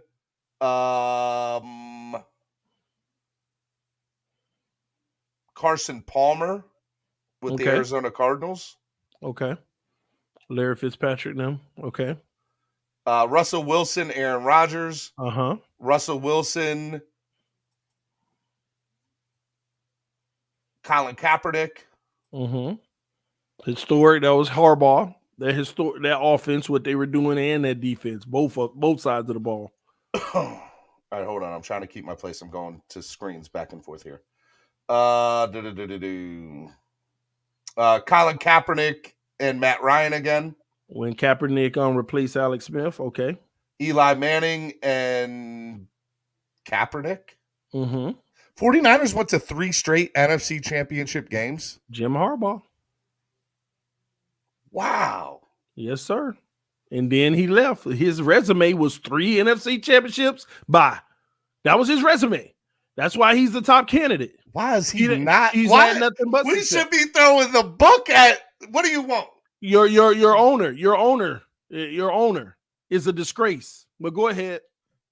Keep going. I mean, how many years that are don't we do in? nothing but make me more mad. How many years are we in? Let's see here. We're in 2012. 2012. 10 years so far. We got 5 more. Let's go. Eli Manning, Colin Kaepernick. Keep going. Aaron Rodgers and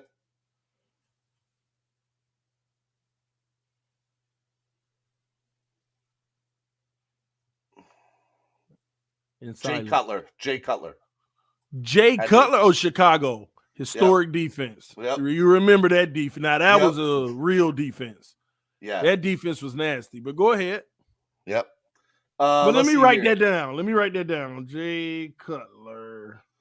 That's the first one that I'm naming in the NFC. Keep Well, going. no, we had two, didn't we? Wait, who else?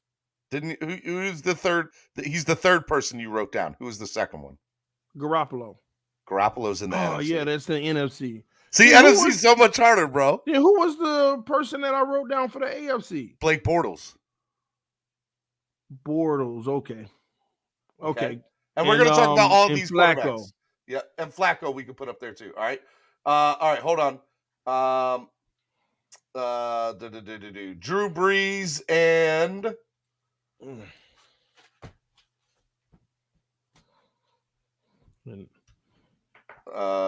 trying to see who the quarterback was here. Roster. Who's the roster? Drew Brees and Brett Favre with the Minnesota Vikings. All right, keep going. Arizona Cardinals, Philadelphia Eagles, 08. So I have to click on these teams because I don't 100% who was the remember. Quarterback for the Eagles in 08. Kurt Warner was the quarterback here for the Cardinals, of course. And the Eagles, I'm assuming was it Vic? Nope, Donovan McNabb. McNabb was still the okay. All right, well, obviously keep going.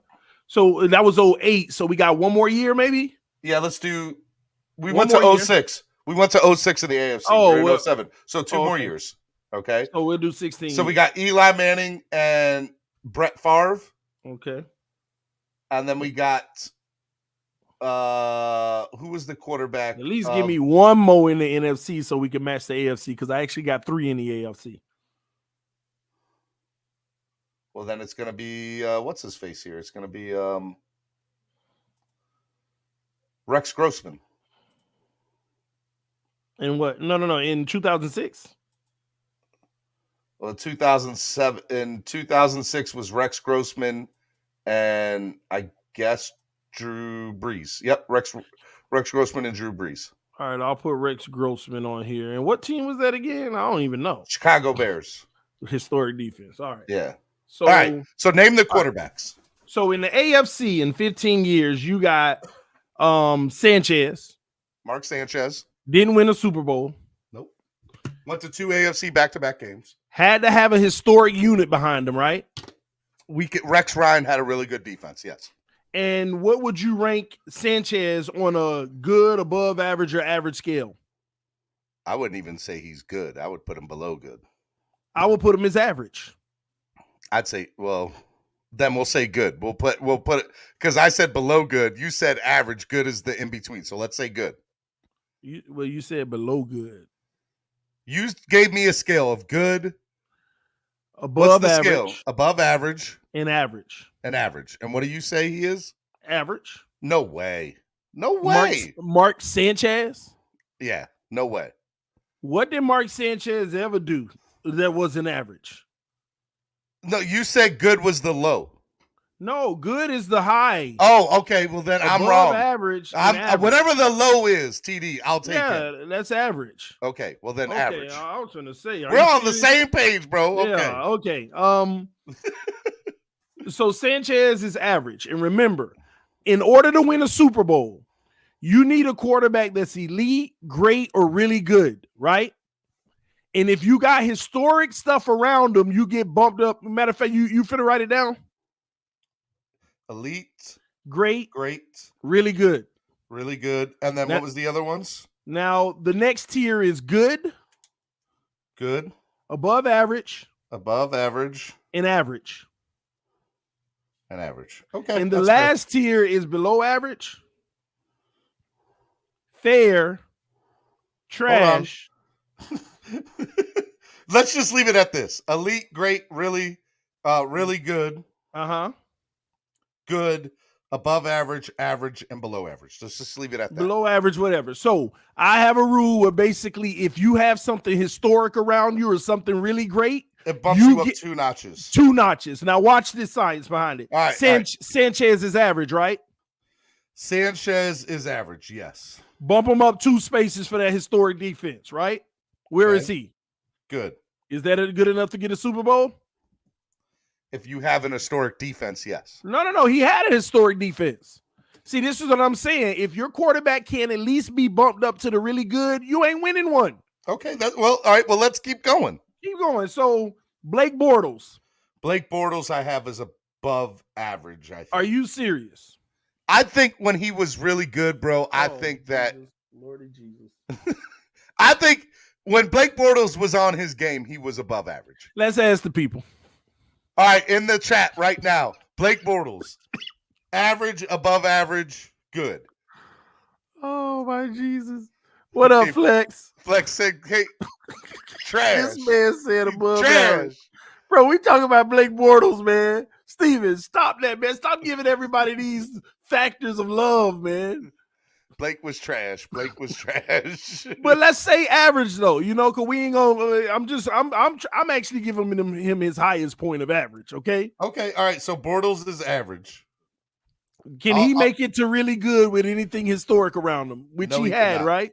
No, he Can't cannot. win a Super Bowl, right? Correct. Now Flacco, where you got Flacco? Flacco's above average. I agree. Flacco was above average, not good, but above. Now with everything around him, bump it up 2 scales. Really good. And didn't he play really good in those playoffs? He did, and they won a Super Bowl. Thank you. He didn't play elite. He didn't play Next. great. He played really good. Next. And they won. Yes. Okay, go get him. So Flacco passes the test, but again, you have to be a minimum of above average, okay? And that's still slim. Now let's go to the NFC because we done did our AFC, right? Yep. Every other quarterback is either elite, great, or really good that we named in the AFC. In Correct. 15 years, out of 24 quarterbacks eligible, out of 30 quarterbacks eligible, only Correct. 3 we could name. So now Okay. let's go to the NFC. Garoppolo. Jimmy G, I would put. Ooh.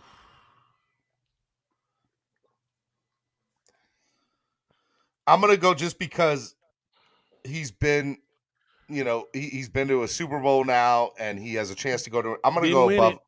I'm gonna go above average for Jimmy G. And I'm inclined to match you there, but that's where I don't know. He's either average or above average. He's Steven. in that in between. He's right in that in between. It depends on what happens this weekend. If he wins this weekend, he's above average. I have him as average, but I want to put him above average right there where it's possible for him to win one with a historic unit behind him. But do you see how everything has to be so slim of a chance It has to be win perfect. It has to be perfect. You see, and what has happened in these games? They're just winning by the skin of their hair, their chinny chin chin, are they not?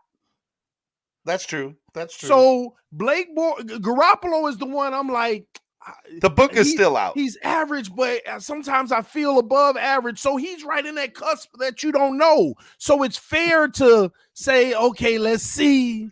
But aren't they talking about still moving on? They are. But I mean, they draft Trey Lance with the 3rd overall pick for a reason. So you see what I'm saying? We're right there. But right now, we're going to put a question mark next to him because we don't know, right? So where are we putting him? Above average? I'm going to put him above average, which means with a question mark.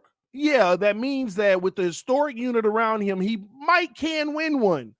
But we'll see. Okay. The book's still out on him. Who else we got? We got Jay Cutler. Jay Cutler was average at best. On his best day was average. And with that historic defense behind him, did it matter? Nope. Okay. Went to good. Rex Grossman.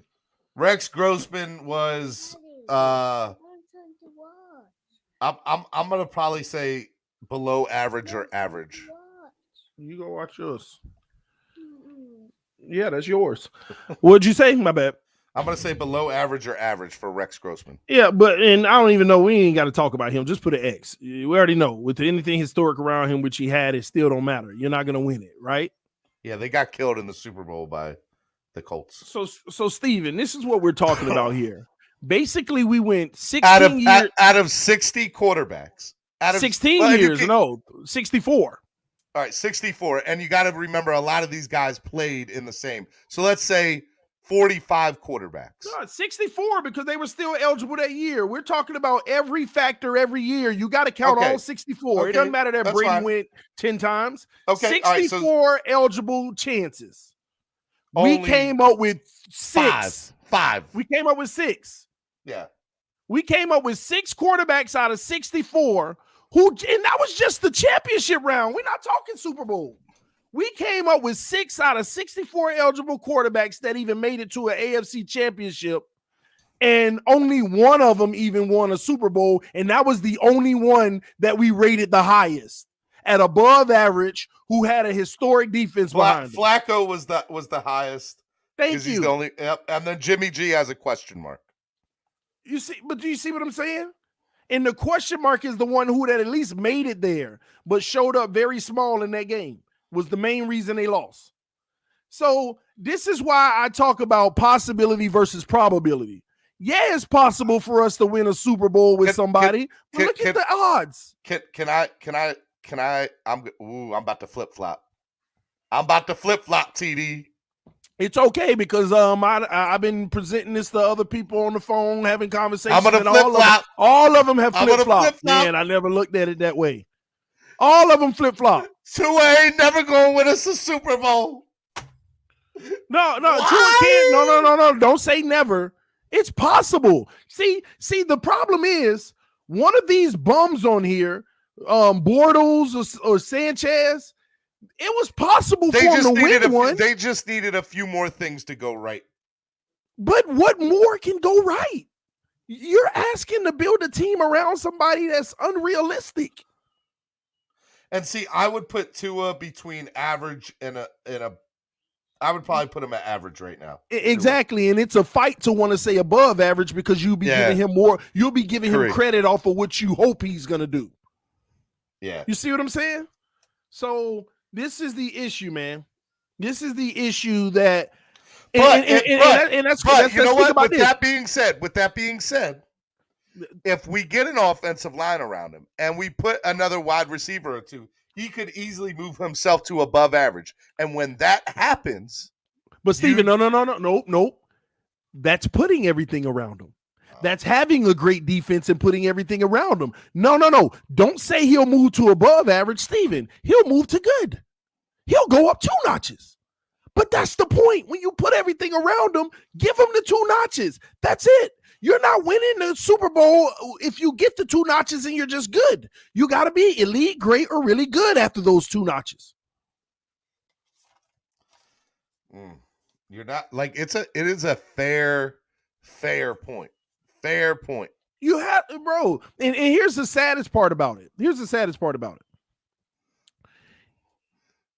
Even if you did start at above average right now and you move 2 notches to really good and you got a chance to win a Super Bowl, don't forget you still got to make it through the other people. Just because you got a chance still don't mean it's a great one. Even if you are above average. Because look how many people went to the AFC Championship game that was above average. We only counted 2 in Flacco and maybe Garoppolo. Out of the 64 eligible quarterbacks, only 2 were above average. So even if he was above average and you give him 2 notches to really good, it's slim to none. Even if you were good and you give him 2 notches to where he could be great, you still might have to deal with the person that gets 2 notches in elite. Larry from Finn's Fan Panel says, hey, TD, all those average quarterbacks had at least offensive help, not trash O-line and below average wide receiver. And they also had historic defenses, Larry. I agree with you. But that's why they got bumped up a little bit. And it still wasn't good enough. That's making my point. They all had offensive lines and still wasn't good enough because of their base level. Y'all keep ignoring the base level. Y'all want things around Tua to be better, so instead of looking average, he'll look good, but you're not realizing when you have everything around him and they look good, that's not good enough. That's not good enough. You're hiding his inefficiencies. He's going to put up more numbers, but it's still the same guy. Well, Tua went from throwing for 220 yards to 290. Let me state this for the Same record. guy, just more opportunity. On a couple of different points for the Dolphins moving forward. Number one, the Dolphins should truly consider. Steven's not actually writing anything down. He's playing Sudoku. Hey, Steven, somebody said in the comment section, I think TD is using historic defense too loosely. Well, let's not say historic defense. Let's say top 10. I'll just leave it at that. Let's say top 10. Every single one of those guys had a top 10 defense. 95. Sanchez with the Jets. Matter of fact, they had the number 1 defense. So let's not use historic. Let's just use top 10. So with Flacco, Ravens had the number 1 defense. Yes. Garoppolo? With Garoppolo, I don't know, but look, it was top 5. Jay Cutler with those Bears, top 3. I think the Bears had the number 1 defense. I remember they were top 3. I just know that their pass rush was number 1. The Jets had the top ranked defense with Rex Grossman. Yep. And I just don't know about Blake Bortles. I know the Jacksonville defense. Jacksonville had the number 1 defense that year too. Oh, see, I didn't know that. Yep. So all of these teams, with the exception of maybe one, all of these teams. So I'm sorry for using the term. number 1 defense in the NFL. So I'm sorry for using the term historic. I'll just go as far as top 10. And the sad part of all of them had the number 1 defense. All of them. See, and this is what we're asking. Do y'all know how unrealistic that is? And by the way, it's not sustainable. It's not sustainable. I did want to talk to you too, Steven, about this whole Miami Heat being number 1 in the East, man. Oh, well, we can talk about that real quick. Jumbotron said 95% of the quarterbacks in this league would look average with this offense. This take don't make any sense. Do you see what I'm talking about? Did Joe Burrow look average in the playoffs with the worst O-line? With no separation by his receivers in that game? Did Joe Burrow look average? And he had his fair share of mistakes in that game. Not reading his hot, not reading his alert in the first half. Joe Burrow was not on making the best decisions in the first half. But you know what? When that line stopped acting up and them receivers, where they never really got separation, he only found them in the zone. He took everything they gave him. So don't tell me all quarterbacks will look average with this O-line or whatever. Y'all need to stop making those excuses. Steven TD, Blake Bortles was above average that year and almost took to the Super Bowls if the refs didn't screw them over. But you even Alexander, even if that's the case, and I'm going to defend TD here, TD's take anyway, because I think it's real. I think it's got validity to it. You're still talking about 1 out of 64 times. Hold on, Steven. In 16 years. Steven, he said Blake Bortles was above average that year. That's what we were explaining to you. When you put everything around him or historic stuff around him, it's supposed to make him 2 notches up. He was supposed to be above average. Actually, he should have been good. He shouldn't have been above average. He should have been good. So what I'm telling you is that year he got everything around him, and that's why he looked that way. He's the same quarterback, though. What y'all are doing is asking us to mask indeficiencies. As a quarterback, you are what you are. When you put things around him, it makes you look better, but you still are what you are. How did Herbert win Rookie of the Year then? They had the worst O-line in the NFL. Stop making This excuses. This is my whole point. Tua. These excuses have been nullified so many times. Stop trying to make it just to make yourself feel better about who you want to support. Just support them and say, I hope things get better for them. And just for clarity, TD, you're stating that even if you put a great O-line in front of Tua, it's still only going to move him to above average. Maybe. It could move him to good. That's what I'm saying. You could give him receivers, O-line, run game. Oh, Tua looks good. But that's just like Kirk Cousins and all of those guys, those level of guys. When you put everything around them, they look sufficient for years and years and years. Yeah, this is our guy. This is our guy. But then you scratch your head and start to realize, well, good ain't good enough. The flaw in this is that you only assume the team can make a quarterback look better. Fact is, the team can also make a quarterback look worse. Thank you, but that even flawed logic. But hold on. That proves my point even more. Take more away from them, drop them 2 levels then. Either way you want to go. That's the quarterback's range. If they're average, the team around them can make them look. That's another thing. Think about this, Steven. How did Tua look when our defense was playing top notch? Above average. It was his best performances, right? Yeah. And that was still just above average, right? His best game this year we lost. And that was Atlanta. So now, when that defense was playing trash, correct. In the 3 games, he played 3 games when that defense was still doing that trash stuff. Correct. And in those games were his worst games. Remember, the first one is the Buffalo one, right? Yeah, we were horrible there. Right? And he did not look good in that Jets game. Nope. Well, we beat the Jets, didn't we? Yeah, we beat him, but what I'm saying, we're talking about his performance. It was above average. We're talking about when what was around him was really playing bad. He looked way worse. When people started to think about the win streak, did the O-line not play a little better during that win streak? They did. Did we start to have a few games where we had a little bit of a run game? Look, yes, we did. Did the defense tighten up and start playing top-level defense? They did. Did Waddle and all those guys start going off and stop dropping balls more? They did. Everything started to look a little better. See, it was easy for us to say, oh, look at what Tua's doing. And then when you say, well, didn't everybody else play better around him? Yeah, but they should have. So it elevated him a little bit. It made him look above average or good, if you would say. So when they were playing trash, Tua looked below average. Not every quarterback starts out hot Mahomes. Sat out a year. It takes 3 years to truly evaluate a quarterback. And that's not true because you don't know if Mahomes would have did that in year 1. Because I can give you a whole bunch of quarterbacks that did it in year 1. So that's unfair. Did Herbert do it in year 1? Did Russell Wilson do it in year 1? I could keep going on and on and on about quarterbacks that did it in year 1. Why do people keep saying it takes a sit down a year just because Mahomes did, assuming he wouldn't have did it in year 1? And Mahomes did it in his year 2 when he still couldn't read defenses, as he admitted. So stop these narratives, man. We keep on making these narratives that's just false.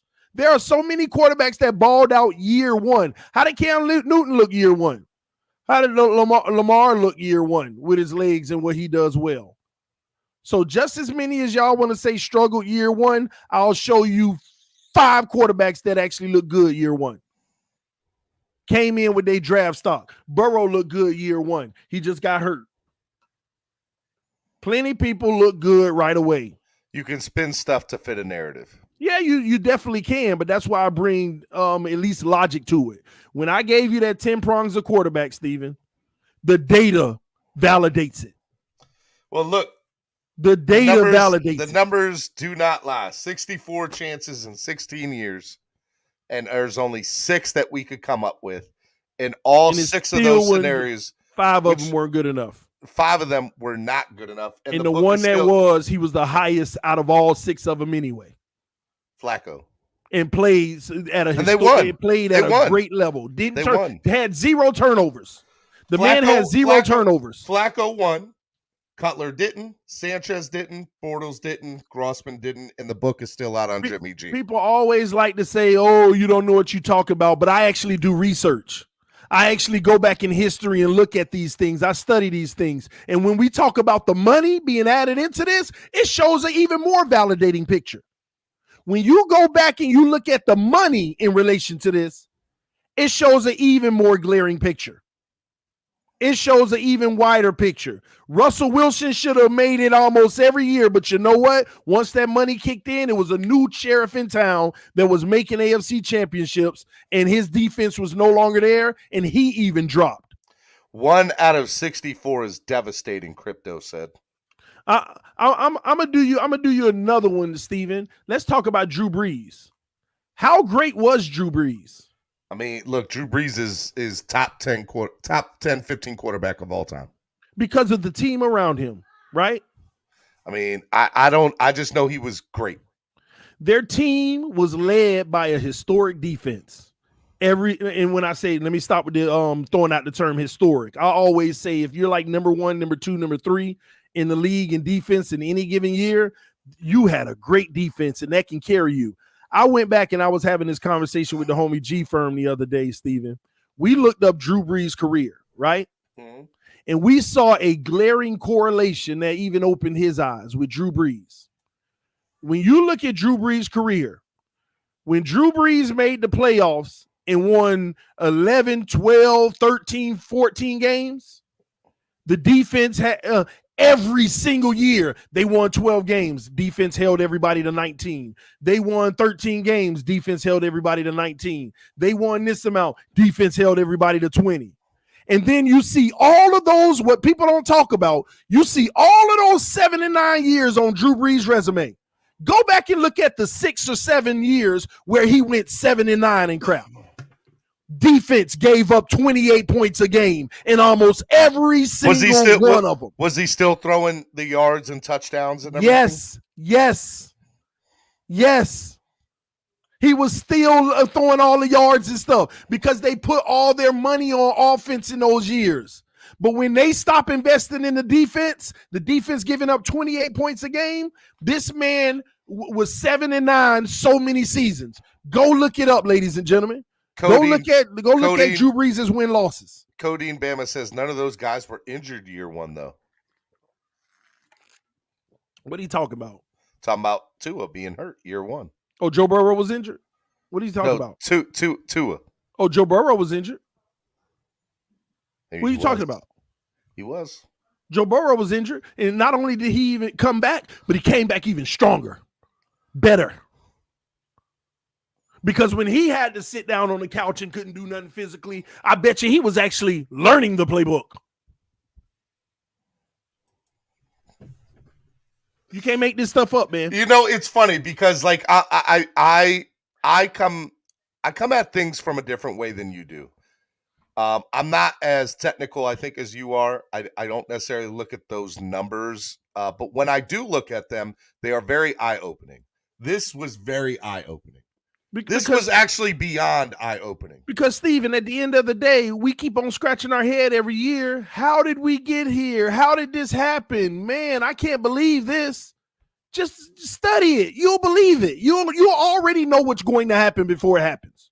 You'll already know.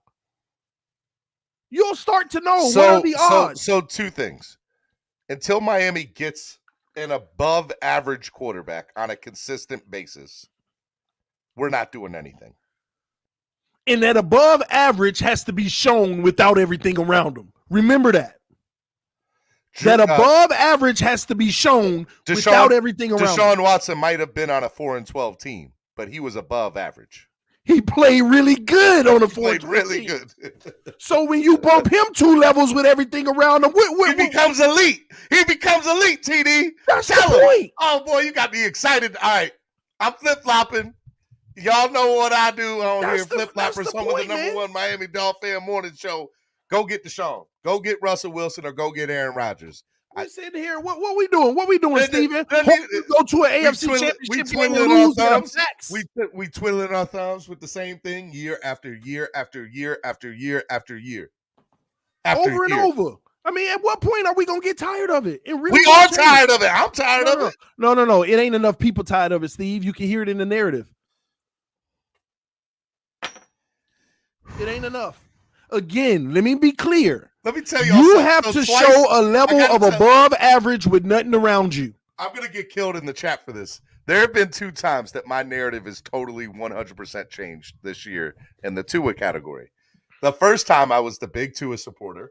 I defended him, said all the same things a lot of the Tua people say.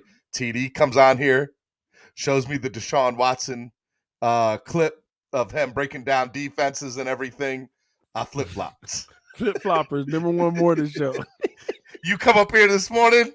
I'm back on the Tua train again recently. Like, All right, we just need to put somebody good around him. We need to build up that old line. We need to put, and then you come on here and you break this BS down in front. You got to show me these numbers. You got to show me these numbers. Why do you have to show me this? Because I'm all at it again. Steven, it goes even deeper when you start talking about the money. It goes even deeper. When you start talking about the money, it gets deeper, bro. And think about it. One of the blinding things that people don't realize is the money is skewing everybody. Even Mahomes and those guys. Mahomes is living in a period that he will never see again starting next year. Josh Allen has one more year to live in this era where they could put the most around him, and it still ain't good enough, which is sad. Well, I think rookie contracts and Josh Allen's defense, right? And Josh Allen's defense, he's playing against arguably maybe the greatest quarterback of this generation, and Patrick Mahomes. And you that's the reality of what it is. See, I got different ways of looking at those games. Okay. First of all, who had the number one defense this year? Was it Buffalo? It was Buffalo. Yeah. But Buffalo didn't have the number one defense. Their stats said they were the number one defense. Go look at Buffalo's schedule. They had the worst offenses in the NFL combined they played this year. When you look at all offenses combined, think about it. They had to play us twice. They had to play the Jets twice. They played the Giants. They played the Jags. They played most of the worst offenses in the NFL more than anybody else. They had to play the Patriots in a game where you couldn't really put up many points because of the weather. And then you had to play the Patriots offense when the weather was fine and they showed their true colors, not that good on offense with the Patriots. They had so many games where the offenses they played were trash. So the defensive statistics looked great. They do not have a great defense. They have a good defense that looked great because of the level of competition that they played. And on top of that, they had such a high-powered offense that they took advantage of all the other trash defenses, okay? But here, why am I making that point? How many points did Buffalo put up? 35 or something like that, right? Yes. So forget the week before.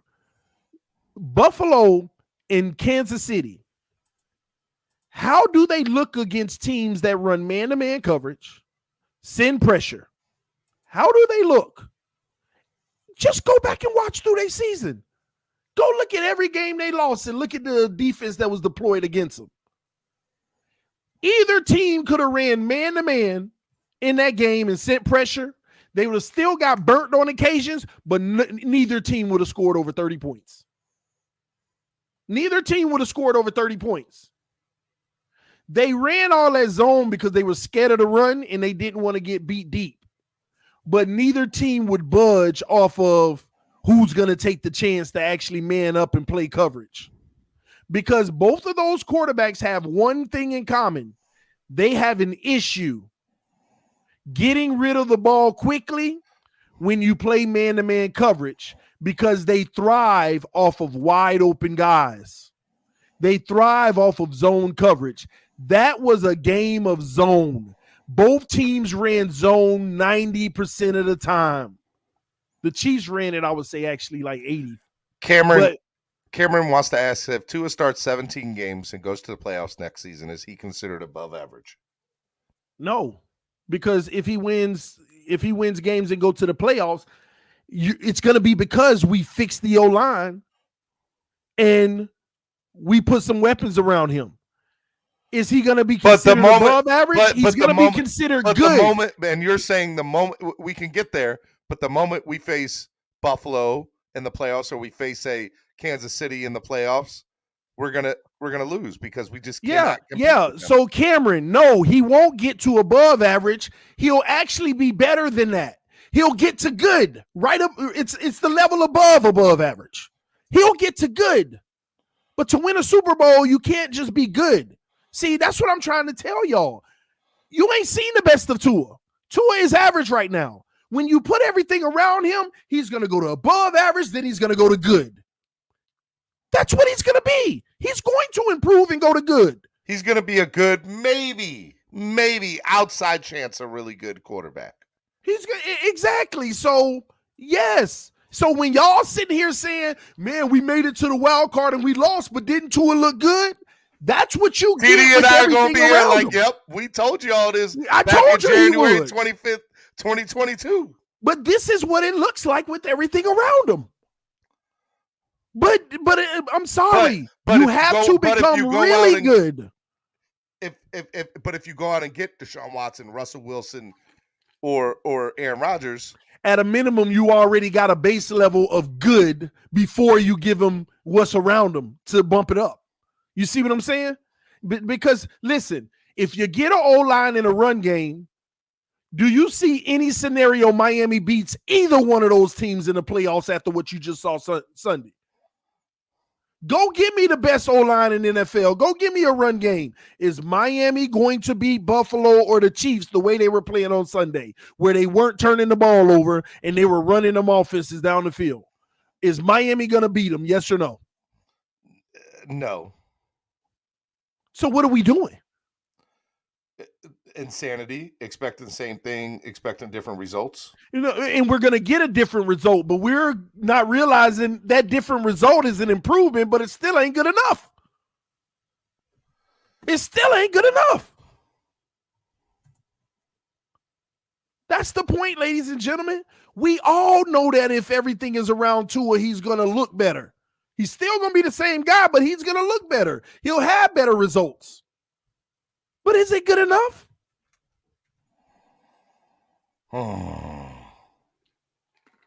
Well, you just you broke it down in its simplest form. I really think you did. Like Drew Brees, he was trash for 3 years, right? I mean, he wasn't trash. He was average for 3 years, right? Well, his numbers would say that he was above average even when they were a bad team. Which is true, but the point is, and the moment team did everything, and I said Brees to keep everything great. around him. I'm talking about his first year, his first rookie year. But regardless, even if he was above average overall, the thing is they kept everything around him. That's why, Steven, I don't give these quote-unquote elite quarterbacks in their first 4 years all that credit. I don't, because in Cam Newton's first 4 years, wasn't he elite? Cam Newton was elite those first 4 years and won an NFL MVP. So why does he end his career as a good quarterback? And I'm not talking about how he's played recently. When you put his whole career together, totality, he doesn't end it elite. He doesn't end it great. He doesn't end it really good. His whole career's totality, good. All right, TD, I got somebody who wants to talk to you and call you out a little bit. You ready? Oh, man, I don't want to argue with nobody, but come on, man. Come on. I'm not here to argue with TD. I'm here to just chop it up a little bit. What's up? I didn't know it was you, Cameron. See, I'll take it from you even if you were. But I think the real question is here, do we have the patience, and does Tua have what it takes to make the leap that Josh Allen or some of these other guys did from year 2 to 3? Well, let me ask you this, Cameron. Some guys we say made a leap. Or did the circumstance around them just give them more opportunities to put up more numbers? Because now Josh Allen did make improvement, okay? But here's my thing with Josh Allen. Josh Allen made improvement by using his legs more. He always, even when he struggled, was an improving quarterback to extend plays, right? But have we ever seen Josh Allen really in a system where he had to stay in the pocket all the time? How does he look in those situations? There are games where teams bottle him up in just the pocket. We're not letting you roll out like he did 15 times against the Chiefs. Yeah, and he doesn't look good. Right, 2 different quarterbacks. So I think the question is like, so he made the leap because he had continuity, right? He had Dorsey, he had Daboll, he had a system put around him. They built around him. They gave him tools. They brought Stephon Diggs in. Yeah, all external factors. The moment Stephon Diggs came on board, totally different team. So in the draft, all external factors. Right. He might still be the same guy, but those factors. Now, if you take those away, do you think he's still going to play at this level? No, absolutely not. But that's why you identify the traits and build around them, right? And but they identified that with him. They did. And so did Greer with Tua, right? No. Oh, come on.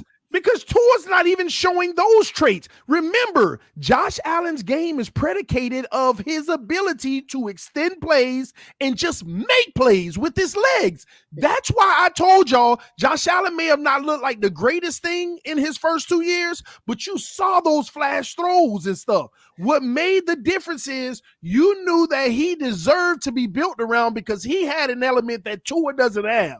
The ability he has to extend plays and make plays. That's where we disagree. Tua has different elements than Allen. Thank you. Name it.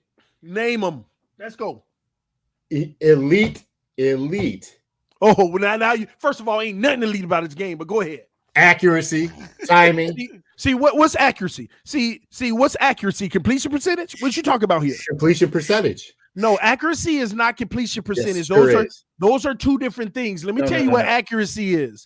Accuracy is on a 5-yard out route.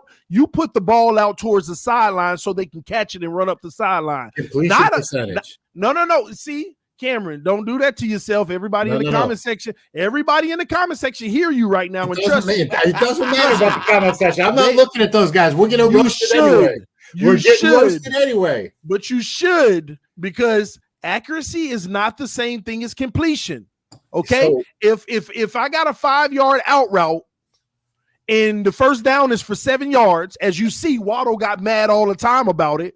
If you throw the ball high where a receiver has to jump off of his feet, come down and get tackled 2 yards short of the first down and we punt the ball versus putting it towards the sideline where you can catch it and run, get the 2 yards out of bounds, that's accuracy, Cameron.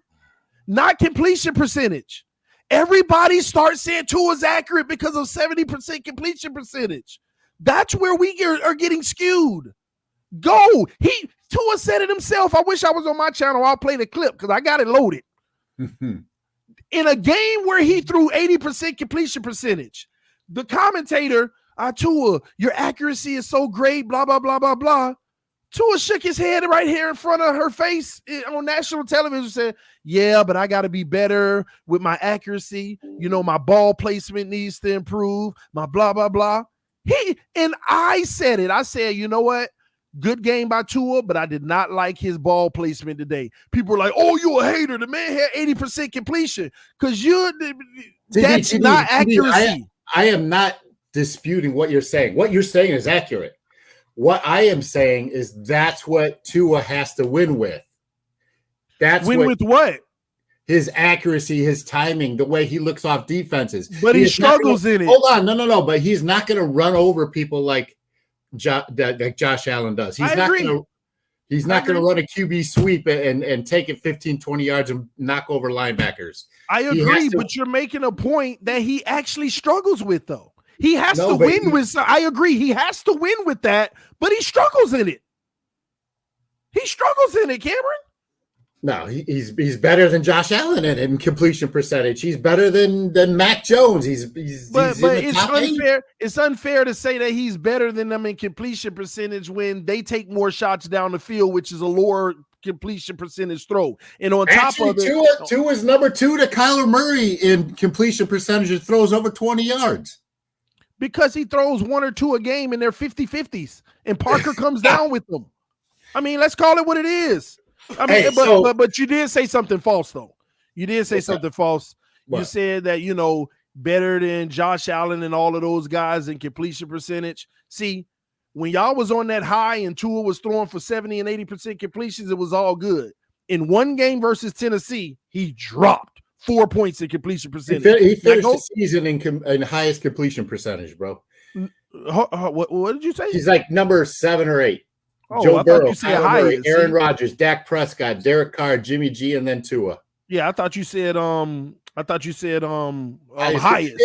It doesn't. So this is my main point about this. Like, take stats out of it, take draft position out of it, take whatever they did out of it. Like, my point is that you got to build continuity around your alleged franchise quarterback. Put a system that he thrives in, which they have allegedly with the RPO system, and let's see if he grows into that system while you're continuing to build around him. Now, Greer has the draft capital. He has not the draft capital, but the free agent money available this season. He can make improvements to the offensive line. He can maybe go out and get a number one or complimentary wide receiver to Waddle. You know, the defense, as long as they don't jump ship, you know, who knows, you know, based on the coach they're going to bring in, the opportunity for this team to move forward, I believe, is there. Now, here's the issue with that, Cameron. And I always like to use analogies, or should I say like Jesus parables, okay? Let me give you an example. Say I got a 10-gallon bucket, okay? And the name of the game is to fill this 100-gallon tank. Me and you are about to play against each other this game, Cameron. Mm-hmm. I got a 10-gallon bucket. You got a 5-gallon bucket. Okay? We're about to race to fill the tank. It takes us 10 seconds to get to the tank and 10 seconds to get back. Same amount of time. I love TD's Wonderlic. Who's gonna fill that tank first? Who's gonna fill? I'm asking Cameron. Who's gonna fill the tank first, Cameron? Cameron's more in shape than both of us. No. But all parameters being the same, Steven, it takes both of us 10 seconds to get to the tank and 10 seconds to get back. I got a 10-gallon bucket. He got a 5-gallon bucket, which means he has to make double the trips. Okay. Just to put enough in. Who's going to fill the tank first, me or you, Cameron? So the analogy doesn't work because no, you got to let me finish it. You got to answer the question and let me finish it. Listen, I'm not done, actually. It's a two-parter. Obviously, the 10-gallon bucket's going to finish it faster because it takes half the time. Now, what you're doing, Cameron, you're trying to say, let's keep the 5-gallon bucket, but let's maybe, get a pipe hose or something that might push water quicker. Let's maybe put a little water in my mouth and I can carry that too with the 5-gallon as I go. TD, I don't care how fast we get there as long as we get to that. No. The point is, Cameron, you'll never compete with that 5-gallon bucket, bro. And that's what you're trying to do. You're trying to make the 5-gallon bucket beat Josh Allen. You're trying to make the 5-gallon bucket figure out a way what you can put around that bucket. The 5-gallon bucket doesn't have to beat Josh Allen. It has to beat Josh Allen's defense. No. Josh Allen is the 10-gallon bucket. Okay? You got a 5-gallon bucket. It's got to beat the Dolphins defense. You got a 5-gallon bucket, bro. I'm telling you, there is no way you can slice it. You will not win the game. It's an unfair competition, no matter what little things you want to do. Because it's an unfair comparison. Because I want to get a hose that can put water in quicker. Let's say you just said it. It's an unfair comparison, right? You said it, right? An unfair comparison. That's the point. Because this situation is unfair. You got Josh Allen, you got Tua, you got Patrick Mahomes, you got Tua. It's unfair. It's unfair. That's the point, Cameron. Gosh, I don't want it to be unfair, but it is. He will never be them. He will never be them. If he's never them, as long as he gets to beat them. In other words, you're saying who cares that it's unfair? Do you understand how much you have to? Do you understand how much you got to do to overcome unfairness, cheating, whatever you want? That's a whole other point. Your special teams got to be, top 5. Your defense got to be top 5, right? Which is better, to go get a guy like that or do 10 things to compensate? But this team put its eggs in that basket, right? And so what do we have to do? We got to build around him, unless he's not here. As long as Tua is our quarterback, we got to live with that. No, I get that. But my thing is, instead of no. See, we say we got to live with that. No, complain about it. Well, that's what we're doing. Okay, but not you. It don't sound like it. Because I believe he can take the next step. But Cameron, I also told Steven, if he doesn't go to playoffs next year, if he doesn't start all 17 games, if he's not top 8 in QBR, then I'm done with him. Let me ask you a question, Cameron. Does that make sense? Yeah, it makes sense. Let me ask you a question, Cameron. Keep the same O-line. Keep the same receivers. Keep the same team, running backs and everything. Is Tua going to take the next step? No is the answer to that. But that's not. I don't know. I'm just asking Cameron. This isn't fucking. Oh, I'm sorry, Steven. This isn't. This isn't. Well, you got Cameron wound up, TD. There's 11 guys on the field around him. But that's the point, Cameron. What y'all fail to realize is when you put all these things around Tua, y'all are going to call it take the next step. No, the rest of the team is compensating. It's not him taking it. It's the same quarterback. If he elevates his play, regardless of your parameters, regardless in your scenario right here with the same offensive line with half-ass Parker and Gesicki getting no throws, if he takes his game to the next level, he starts making deeper throws, a greater percentage to your point. You're going to say if he does that, then we're in a whole different conversation, Cameron. Okay, that's the only point I was trying to make. Cameron, but Cameron, with the same O-line and the same everything, who really believes he's going to make a jump? No, absolutely nobody. But that was my point. They made him the number one the quarterback, the franchise quarterback. They am poised to build around him. Cameron, did they make Pat White the number one franchise quarterback when they drafted him? Until he got his bell rung down to Hialeah. Okay, did they make which quarterback you want me to name? That was Greer. That wasn't Greer. That was whoever it was back then. Ireland, whoever. Regardless, all I'm saying is just because they made him the investment in the number one quarterback don't mean he'd be the guy.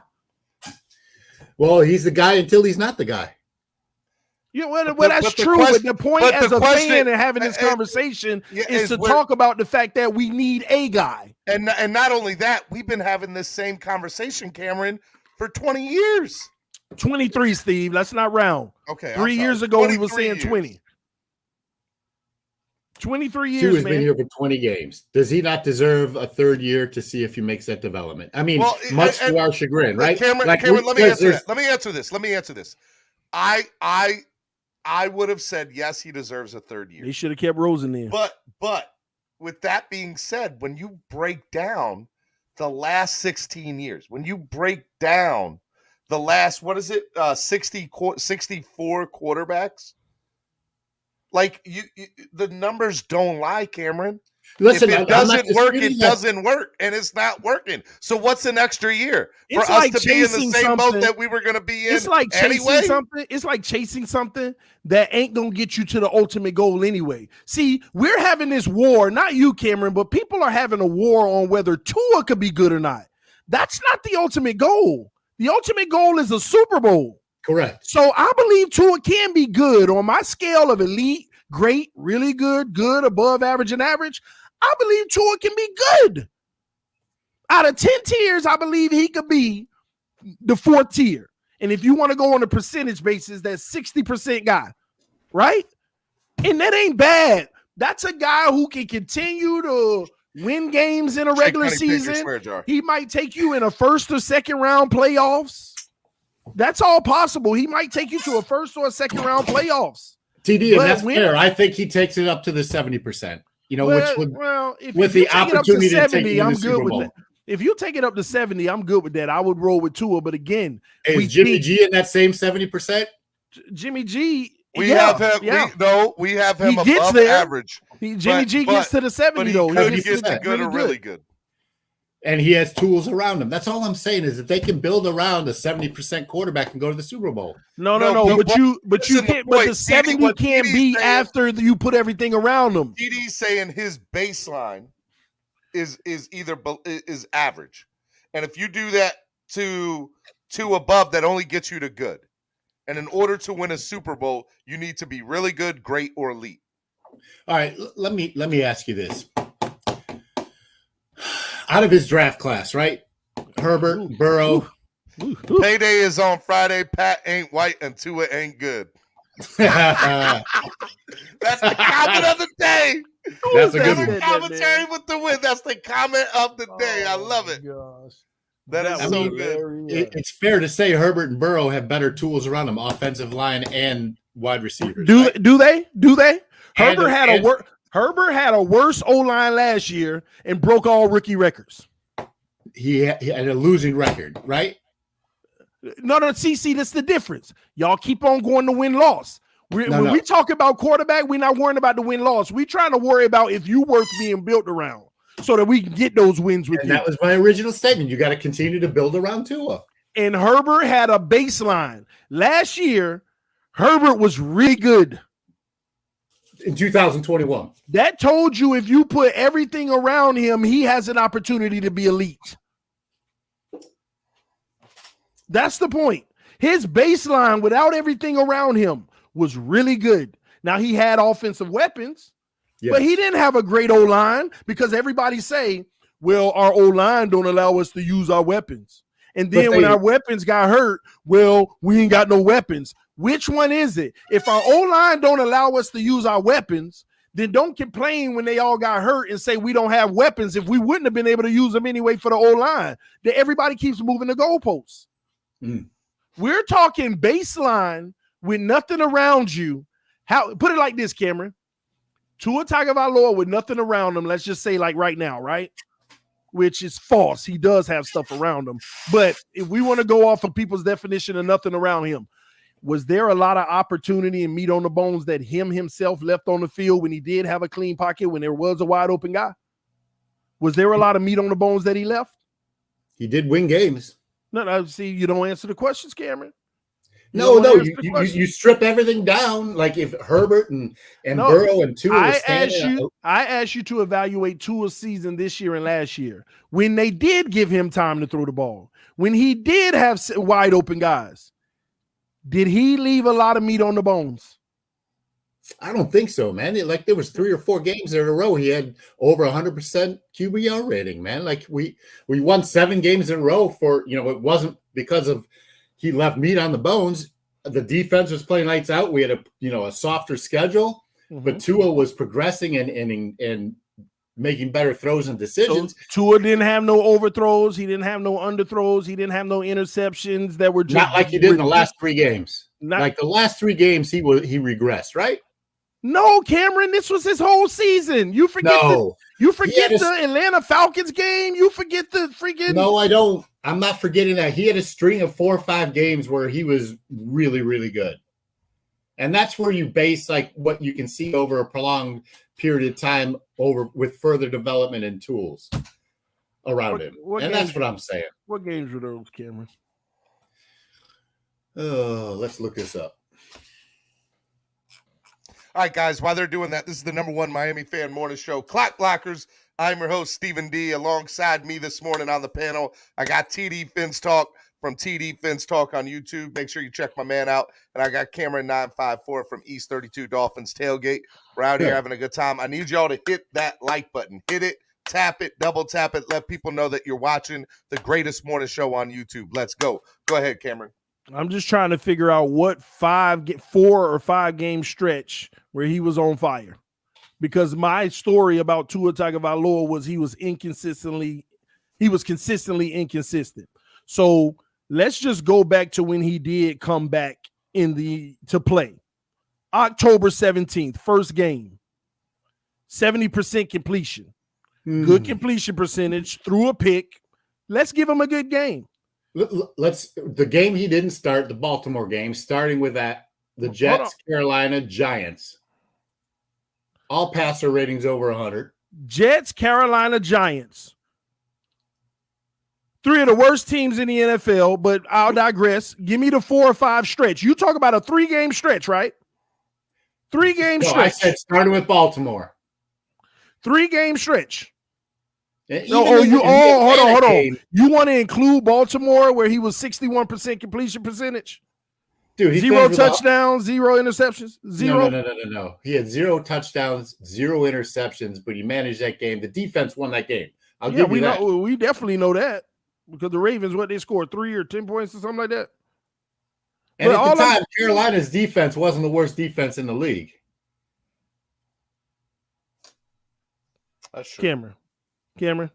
My point, TD, is that there is opportunity for him to grow. He has shown games where he has managed well, where he has made passes, where to your point earlier, he hasn't killed this team. Cameron, did I say Tua was below average? No, you said he's average. He's average, right? Do you agree or disagree? Just right now. 100%. He is the epitome and definition of average. If you look at it statistically. Okay. If you ain't elite, great, or really good, you ain't winning the Super Bowl. So if Tua does grow, okay, he grows to above average. Okay, even more, he grows to good. It still ain't good enough. That bucket ain't gonna never win, Cameron.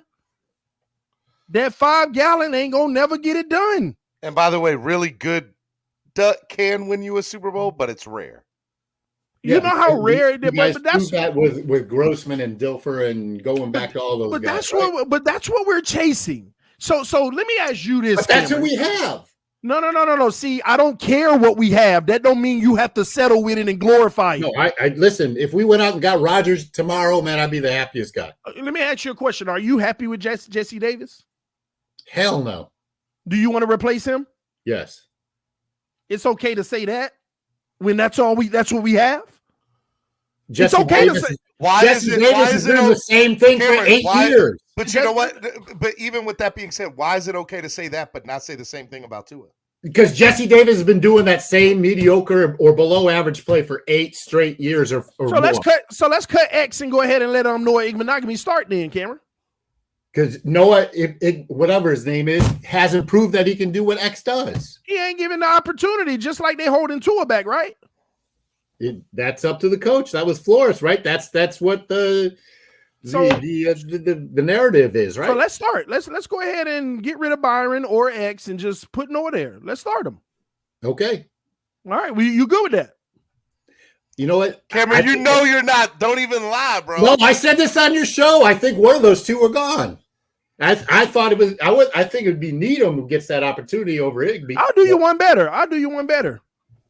We should just keep on moving forward with Austin Jackson, whether it's at left tackle or left guard. I think you do. I think you do at left guard. So you just keep on moving forward with him, even though he's one of the lowest ranks, right? But he's getting better. Okay. Well, when they moved him inside the guard, he got better, right? First of all, he was actually really good his rookie season. But didn't he have Hunt on the other side of him? Yeah, but before he got hurt, he actually played really good football. No, he had a vet at guard. Who was it? It was Karras? All right, yeah, I believe it was Ted.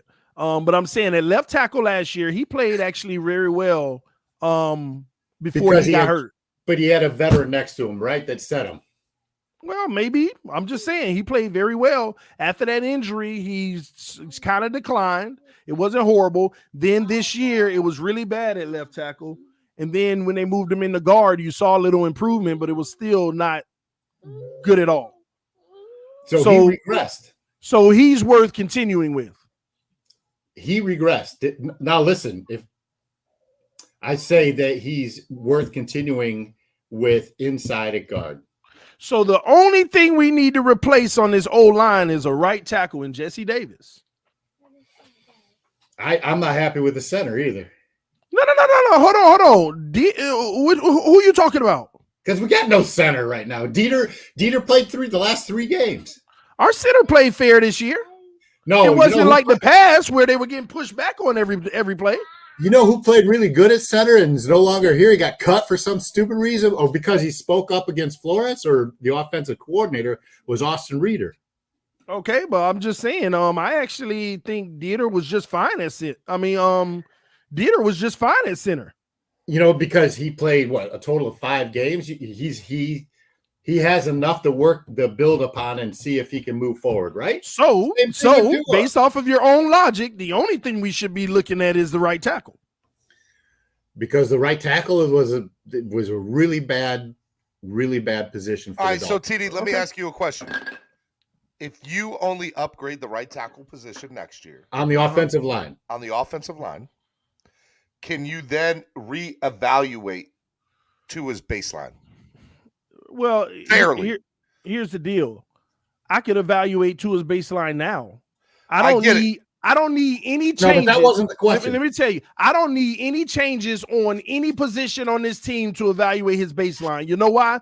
Because anybody's evaluation, because think about it, you'll never be able to evaluate anyone. But TD, in your theory, Tua's baseline is Tua's baseline. It's never going to change. Average, because you know why? It's never going to change. All you can evaluate on a player is what they can control. Let me ask you this, TD, because it's a team game. Tua had the least amount or second least amount of time to pass from the amount of time the ball was snapped to his hands, right? It was something like 2.13 seconds. No, we went over it last night. It was 2.2 seconds. Right. And the range between all quarterbacks is 2.2 and 2.6. So if he gets 2.3. If he gets 2.6, does it make a big difference? Like Jalen Hurts got 2.6. It made a difference to him. Did it? They made the playoff. They made the playoffs with less wins. They made the playoffs. Yeah, but that's just the circumstance. With less wins than us. That's a product of being in the NFC this year. Jalen Hurts is actually a good comparison, right? Because he got his first full year of starting. He made progressions. What I'm saying to y'all is 2.2 ain't that much of a difference with 2.3, 2.4, 2.5, 2.6. And Jalen Hurts was up there with only 4 other quarterbacks that high. Most quarterbacks in the league got 2.3 and 2.4 seconds. I think it's light years between 2.2 and 2.6. But 2.4. Hold on. Let me give you the 2.4. Josh Allen, Herbert, Mahomes, Burrow, Stafford are some of the quarterbacks that was 2.4. And they run a completely different offense, right? But do you know why they were 2.4? Because they think about it. No, because they extend plays with their legs. Allen, Herbert, Mahomes. Come on, they extend plays. If you ask Allen, Herbert, and Mahomes to just sit in the pocket like Tua and don't run out at the same clip as Tua, they might be 2.0. Let me ask this, TD, to that point. Do you think that's a product of his limitations physically because he's not completely over the hip injury? Or is it the inexperience of 2 offensive coordinators, whatever that clown show was? Or was it the amalgamation of everything, right? Poor offensive line play, inexperience of Tua, physical limitations, and the fact that he doesn't have a running game. Well, if Tua never had a hip injury, he still wouldn't be the athlete those guys are. It wouldn't make no difference. But it's arguable and debatable that without that hip injury, he gets drafted 1, 2, or 3. Yeah, but that don't mean nothing on the field. Does it though? I mean, think about it. Even at this point, without a hip injury, I'm playing devil's advocate. Let me ask you a question. Even at this point, without a hip injury, Tua goes number 1 overall, and the Miami Dolphins select Joe Burrow. Who you think would be the better quarterback? Like Joe Burrow would have his head planted in the damn side because of the offensive line. Just like he did in a freaking playoff game, getting 9 sacks, right? 9 times, and still had more yards than Tua could dream of. Let me tell you when I saw that, when I saw that he got sacked 9 times, I said, man, Dolphins Twitter is gonna blow up because they're gonna be like, well, Burrow don't have an offensive line, and you see what he doing. 348 yards. 348 yards. And can you please find in Tua's 2 years where he ever did that? Because it goes back to your 10-gallon, 5-gallon bucket thing, right? Yeah, thank you. You're welcome, TD. I didn't say I disagreed with you. As long as Tua gets that end zone, that's all I care about. So this is, you know what? Let me say this. This is what I have learnned from this. Listen, hold on, Steven.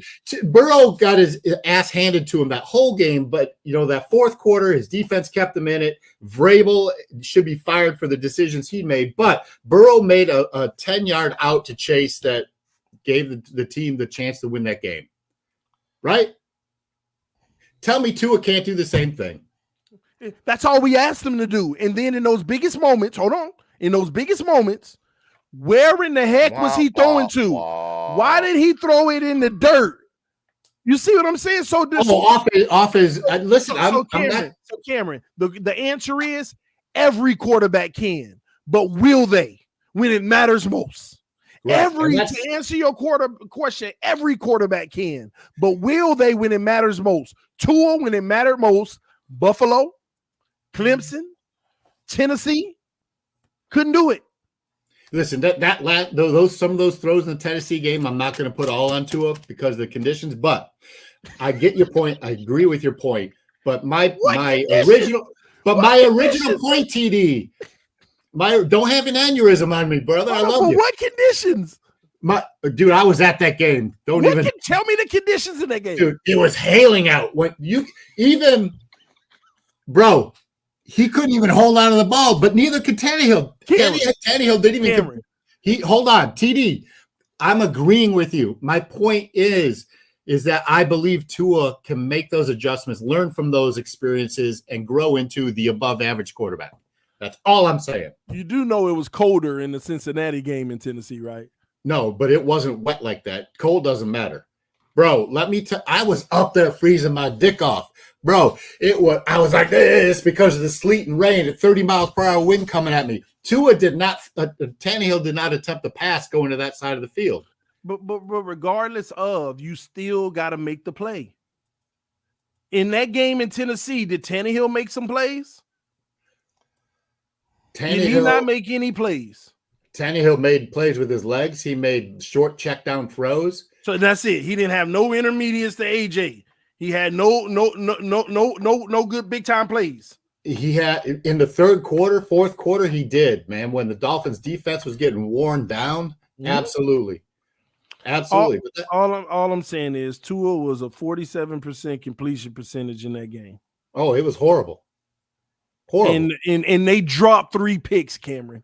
Listen, horrible. I'm not disagreeing with you, but so was the defense and so was the damn special teams. We got outplayed, and I thoroughly believe how we were unprepared for that game, regardless of Tua's play, is why Flores isn't here. Well, listen, man, all I'm saying to you is, Cameron, just like you said with the bucket, it's an unfair comparison, and that's the whole point. We would have to do this, do that, just to overcompensate with the level of another quarterback on another team. This is why I always tell you, Cameron, you want to fix the O-line. Okay, what if that other team fixes their O-line? You want to fix the run game. What if that other team fixes their run game? You want a good defense. That other team gets a good defense. Whatever you want to do, every other team is trying to do. But if you ain't got one of those dudes, how can we compete? If all other factors are the same, Cameron, because the further you get in the playoffs, the teams start to look like they're getting more and more even. And the difference starts to show up more and more. Will Tua ever be able to overcome a Chiefs or a Buffalo who put everything around their quarterback just like we put around ours? Is Jimmy G better than Rodgers? No. Is Stafford better than Brady? Hold on. But the other factors on that team are. Exactly, man. They built around them. Nope. See? Yeah, but Stafford's baseline, look what Stafford did in Detroit. Stafford's baseline, he was already a good quarterback. But he came out of Georgia, a good quarterback, right? We got to go back. Let's go back to the Garoppolo Rodgers. Did either quarterback impact that game? Yes. How? The freaking 49ers scored 6 points. Rodgers, he absolutely impacted that game by making the bad decisions. Okay. That's on him. That's his business. I'm saying, from a positive standpoint, that's his business. Did any quarterback impact that game? The San Francisco 49ers scored 6 points. Do you think either one of them teams would have beat the Chiefs? Jimmy G made 3 damn good throws right down the middle of that field to his Cameron. By the way, that's why the Chiefs are going to win the Super Bowl. Let's be honest. That game came down to a blocked kick. That's it. That was a touchdown. That was the game. If Jimmy G doesn't make those throws, then Gould doesn't have a chance to kick that field goal. Jimmy G ain't do nothing. Okay, they scored 6 points, bro. He outplayed Rodgers. Did he?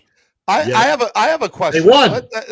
I have a question. The win-loss isn't just because of the quarterback. I have a question for you guys. I have a question. produce. Let me ask He you guys a did. He didn't do what Tannehill did, If San Fran makes the Super Bowl, which I say they will. okay, and winning. they're playing Kansas City, and they're down. Let's say they're down big going into the half. Do they pull the trigger and put Trey Lance in above Jimmy Hell G no, to start man. the second Quit half? smoking that stuff in your. What are you putting in your tea? I mean, I don't know. That's just a matter of how they feel about Trey. We really don't know how they feel about Trey. I know. That's what. Like, So we don't know. I'm telling. Like, you can say I'm smoking, Cameron, but if they're down big at the half, it could totally happen. Let me ask. 100%. Do you Let me think, ask do you you- let think me in the ask you fourth this, quarter, if Cameron. they're not playing, they're going to replace Shanahan or McDaniels with the special teams coach? This is the only thing people need to worry about, okay? 13 seconds left on the clock. Do you have one of them guys? Nope, we don't. Man, those guys are special, right? Cameron, 13 seconds left on the clock. Do you have one of those guys? My position, steadfastly, TD, is that we don't know yet. You loud and wrong, Cameron. You No, loud we're not, and man. wrong. Yes, you are. Would bro. you have said that about Mahomes after 2 years? No. Would you have We said knew, that about we Allen? knew after the moment Mahomes got on an NFL Shut football up. He didn't even field, play for 4 years. the moment listen to my sentence, the moment he got on an NFL football field, we knew that guy was special. Because he didn't We play until knew his that full that time guy was until his special. 5th year. Somebody said how many have Mahomes or Rodgers? somebody said how many have those guys. The point is, if you got an opportunity to go get one, you move heaven and earth, and that's why. That's all I'm saying, Dolphin fans. We should all be like, if we got a chance, we need to move heaven and earth. Let me state what I was about to say.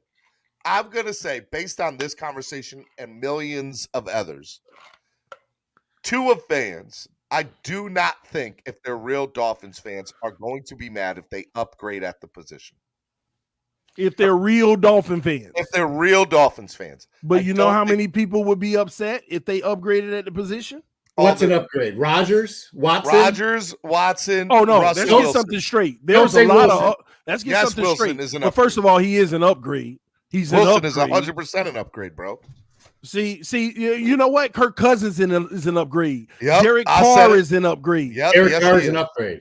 There are a lot of upgrades, okay? Some of people are arguing on Twitter we should bring in Jimmy G. If San Francisco don't want to move on with him, then I say no, but technically he's the slimmest of margin of an upgrade. We have him as above average. He's an upgrade. Between average and above average. Tell me this, I'm just saying the upgrade ain't worth it if they baseline ain't at least good. TD.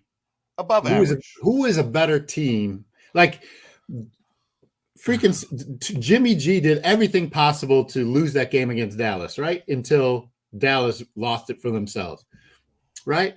See, and that's why you can't deal with guys like that, man. Jimmy G. Why? Well, listen, and I'm saying that Tua can be above By the way, average. there's one person we missed from this list, TD.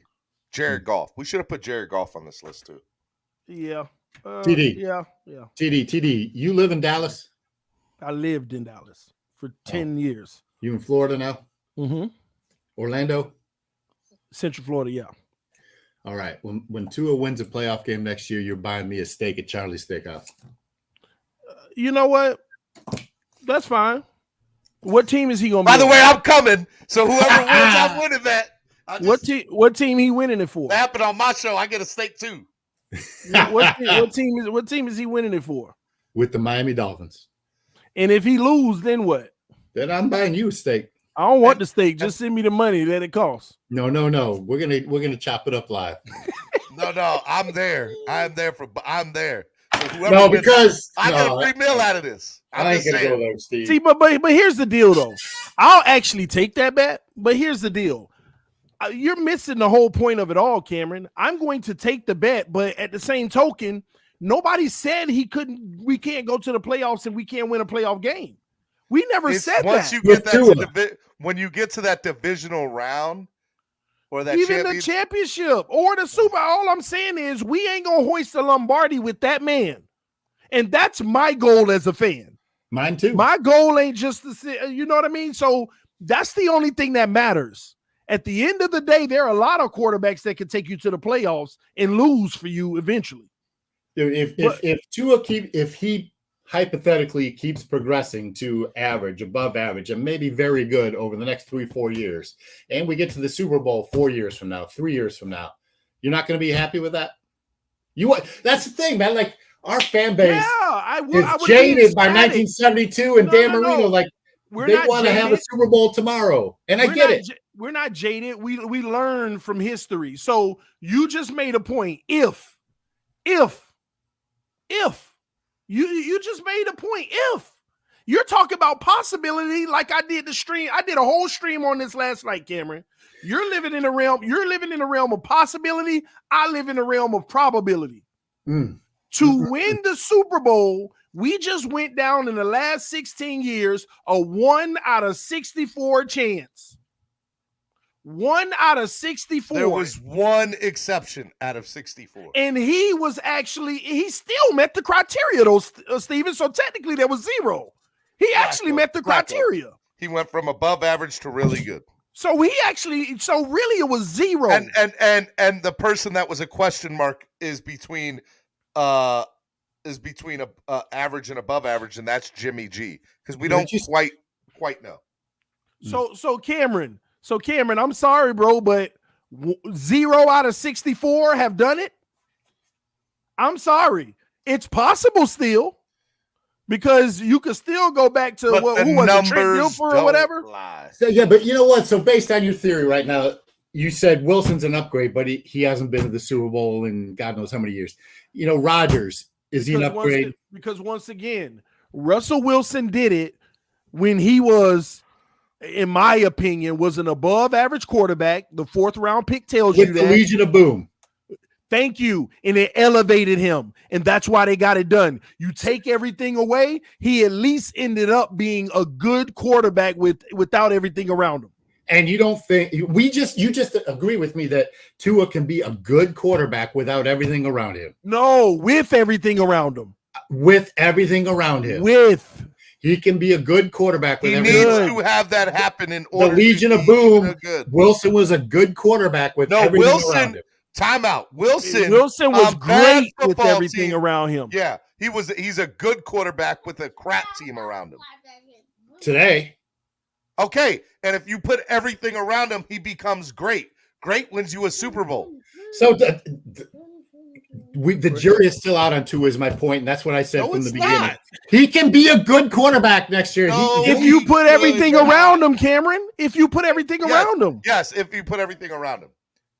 You guys are just contradicting yourselves. How do you not understand what we're saying? If you put everything around Tua, yes, he could be a good quarterback, but good ain't good enough.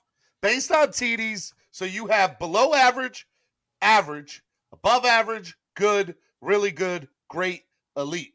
What we're saying is Russell Wilson's baseline, which we could say this year, right? Good.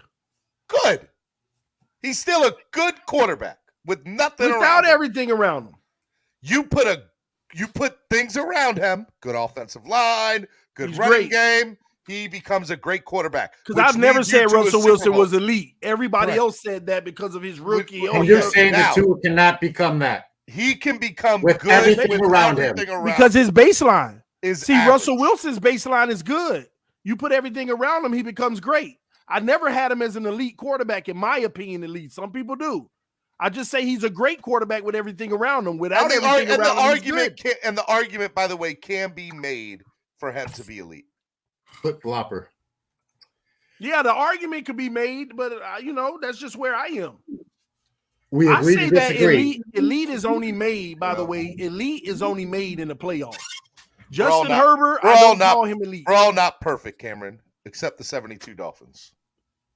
Agree to disagree then. I think the jury's still out on Tua. 20 games in, you build around him that he can be good, very good. That's the whole point. It makes a difference. It makes a difference which one, Cameron. It makes a difference. Really good versus good is the ultimate difference of it all. That's the ultimate difference. And that's why this situation is so tough, Russell. I mean, Cameron, I don't know why I'm saying Russell.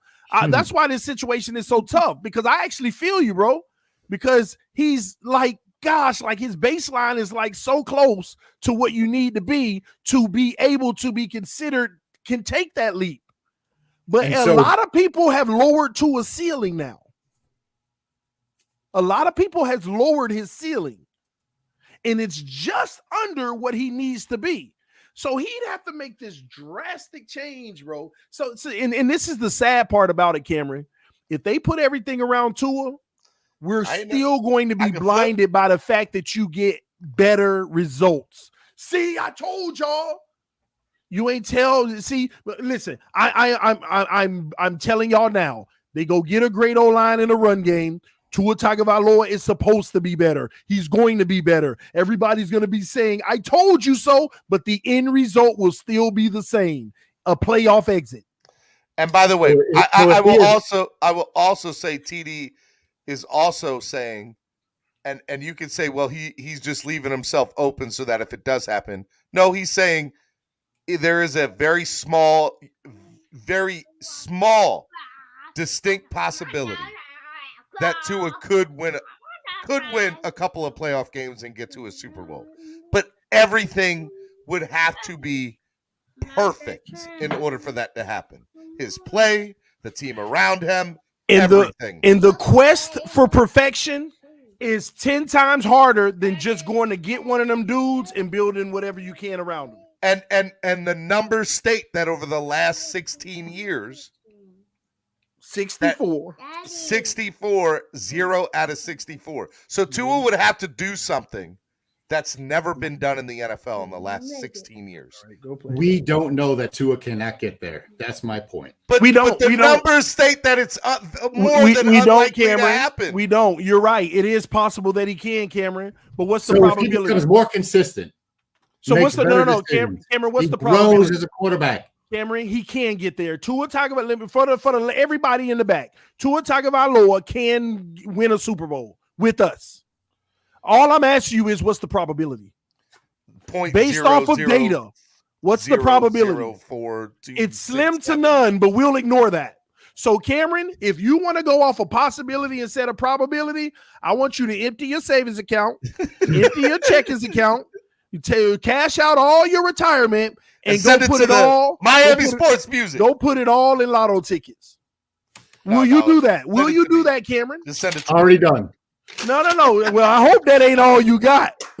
Yeah, I hope that ain't all you got. That look like 5 tickets times $2. That's $10. But all I'm saying is, no, TD. I put double play and power play. That's $20. Oh my! But Cameron, seriously speaking, TD, would you cash it all out as a Miami Dolphin fan?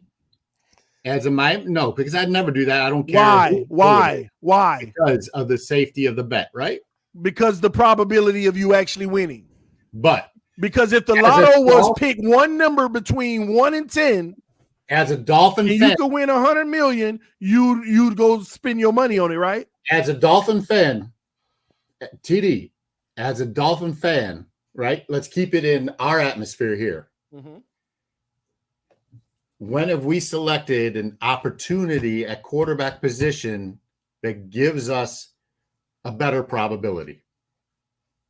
That's why we're begging to do it. That's why we're trying to get all the fans to want to do it. We've never done that, Cameron, and we might have an opportunity now. That's why I don't understand. No, in free agency. I mean, or in the trade. But I agreed with you. Like if we get, Young or Carr or Wilson, whatever, like it's an upgrade now because you see the defense's window is an opportunity to win a Super Bowl, right? It increases your probability, right? Right. And don't guarantee it. You can be watching it and don't guarantee a Super Bowl. You are not disagreeing with me that the opportunity and probability with Tua to win a Super Bowl is there. The chances in that window are much smaller as we see them now, right? All I'm saying is that I believe that he can make improvements in his game. You know the problem I have with you, Cameron, with this argument? What's that? All I hear is you talking about him, not the team. No, I said build around him too. Yeah, but it's more so I believe that he can. I am just talking in terms of the best thing to win a Super Bowl for this team, not Tua. And our whole argument for the past hour is his abilities to get better or not. I'm not arguing about Tua. I'm arguing about us wanting a guy who gives us a higher probability. I'm already off of him. Right. I'm already off of now. him. Right now is the question, right? Like within the next year to 2 years. No, this offseason. Getting a guy who gives us a higher probability to win while you still got a year on this. And that's probably the foundation. That's the foundation of everything in the chat box, in the stratosphere on YouTube and Twitter. The whole 9 yards is that we want to win now today. But Cameron, with that being said too, right? Like, let's look at this from the scenario of you have let's take the scenario of the head coach. You have a chance to get a head coach. Say it again for the people on the back, TD. What was his last 3 years in the NFL? NFC Championship game. Harbaugh? NFC Championship game. Yeah. NFC Championship game. Well, that ship is sailed because we got breaking news. The Miami Dolphins hired Todd Bowles. I got to go. Shut up, TD. That is not true. I need to go live. I'll see y'all later, bro. Are you serious? Yes, sir. No, you're trolling me. I'm just playing. Look at Steven. Well, I was looking too. Steven was like, trolling me. Oh, is he serious? You're trolling us. I said that the breaking news would happen on my daggone show too. All right. Stop looking, Steven. I'm just messing around. Why would you do that, bro? Hey, I tell you what, though, man. They need to hire a coach before Mobile. Yeah. I agree with that. Oh my gosh, man! I can't stand you, TD. It's all right, man. Listen, I love TD, man. I realize before we get going, there's a couple things. Before we get going, wait. I ain't get your flip side. I want to remind you all tonight. Today is Tuesday. We got 2 great shows lined up for you tonight on the Miami Sports Music Podcast Network. First TD, show. You see what you did? You got people in the chat thinking Bowles is coming now. First show. We got the introductory, the debut show of the Miami Sports Music Power Hour. Cameron, who's on that show, Cameron? I know I am. Me, you, Cameron, Jamie Bahamas, and maybe even the Honorable Solo D might stop by. Solo ain't going to be on that. What time? It'll be at 8 p.m. It'll be the debut show. It'll be Jamie Bahamas, Cameron, and myself. We'll do the Power Hour that will lead into the Spanish-speaking Hell Fins, the Miami Dolphins Spanish-speaking podcast starting at 9 p.m. My guys Paris, Chochos, and Armand from Dolphins Mexico. They will be on, and I want to remind you all tomorrow, obviously, we will have the morning show and Clap Blockers, and then tomorrow evening, the Fins Tailgate Show with my man Chris, El Presidente, El Capitan, from the Fins Tailgate Show will be on tomorrow night starting at 10 p.m. So make sure you guys check that out. My man TD, what do you got on the books for the next couple of days? Today, tomorrow, next few days?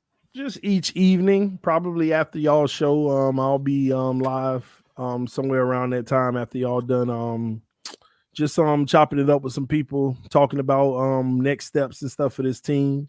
Last night it was crazy stream we had, man. It was pretty wild. We had a lot of people in there talking, and we was having a lot of fun and laughing.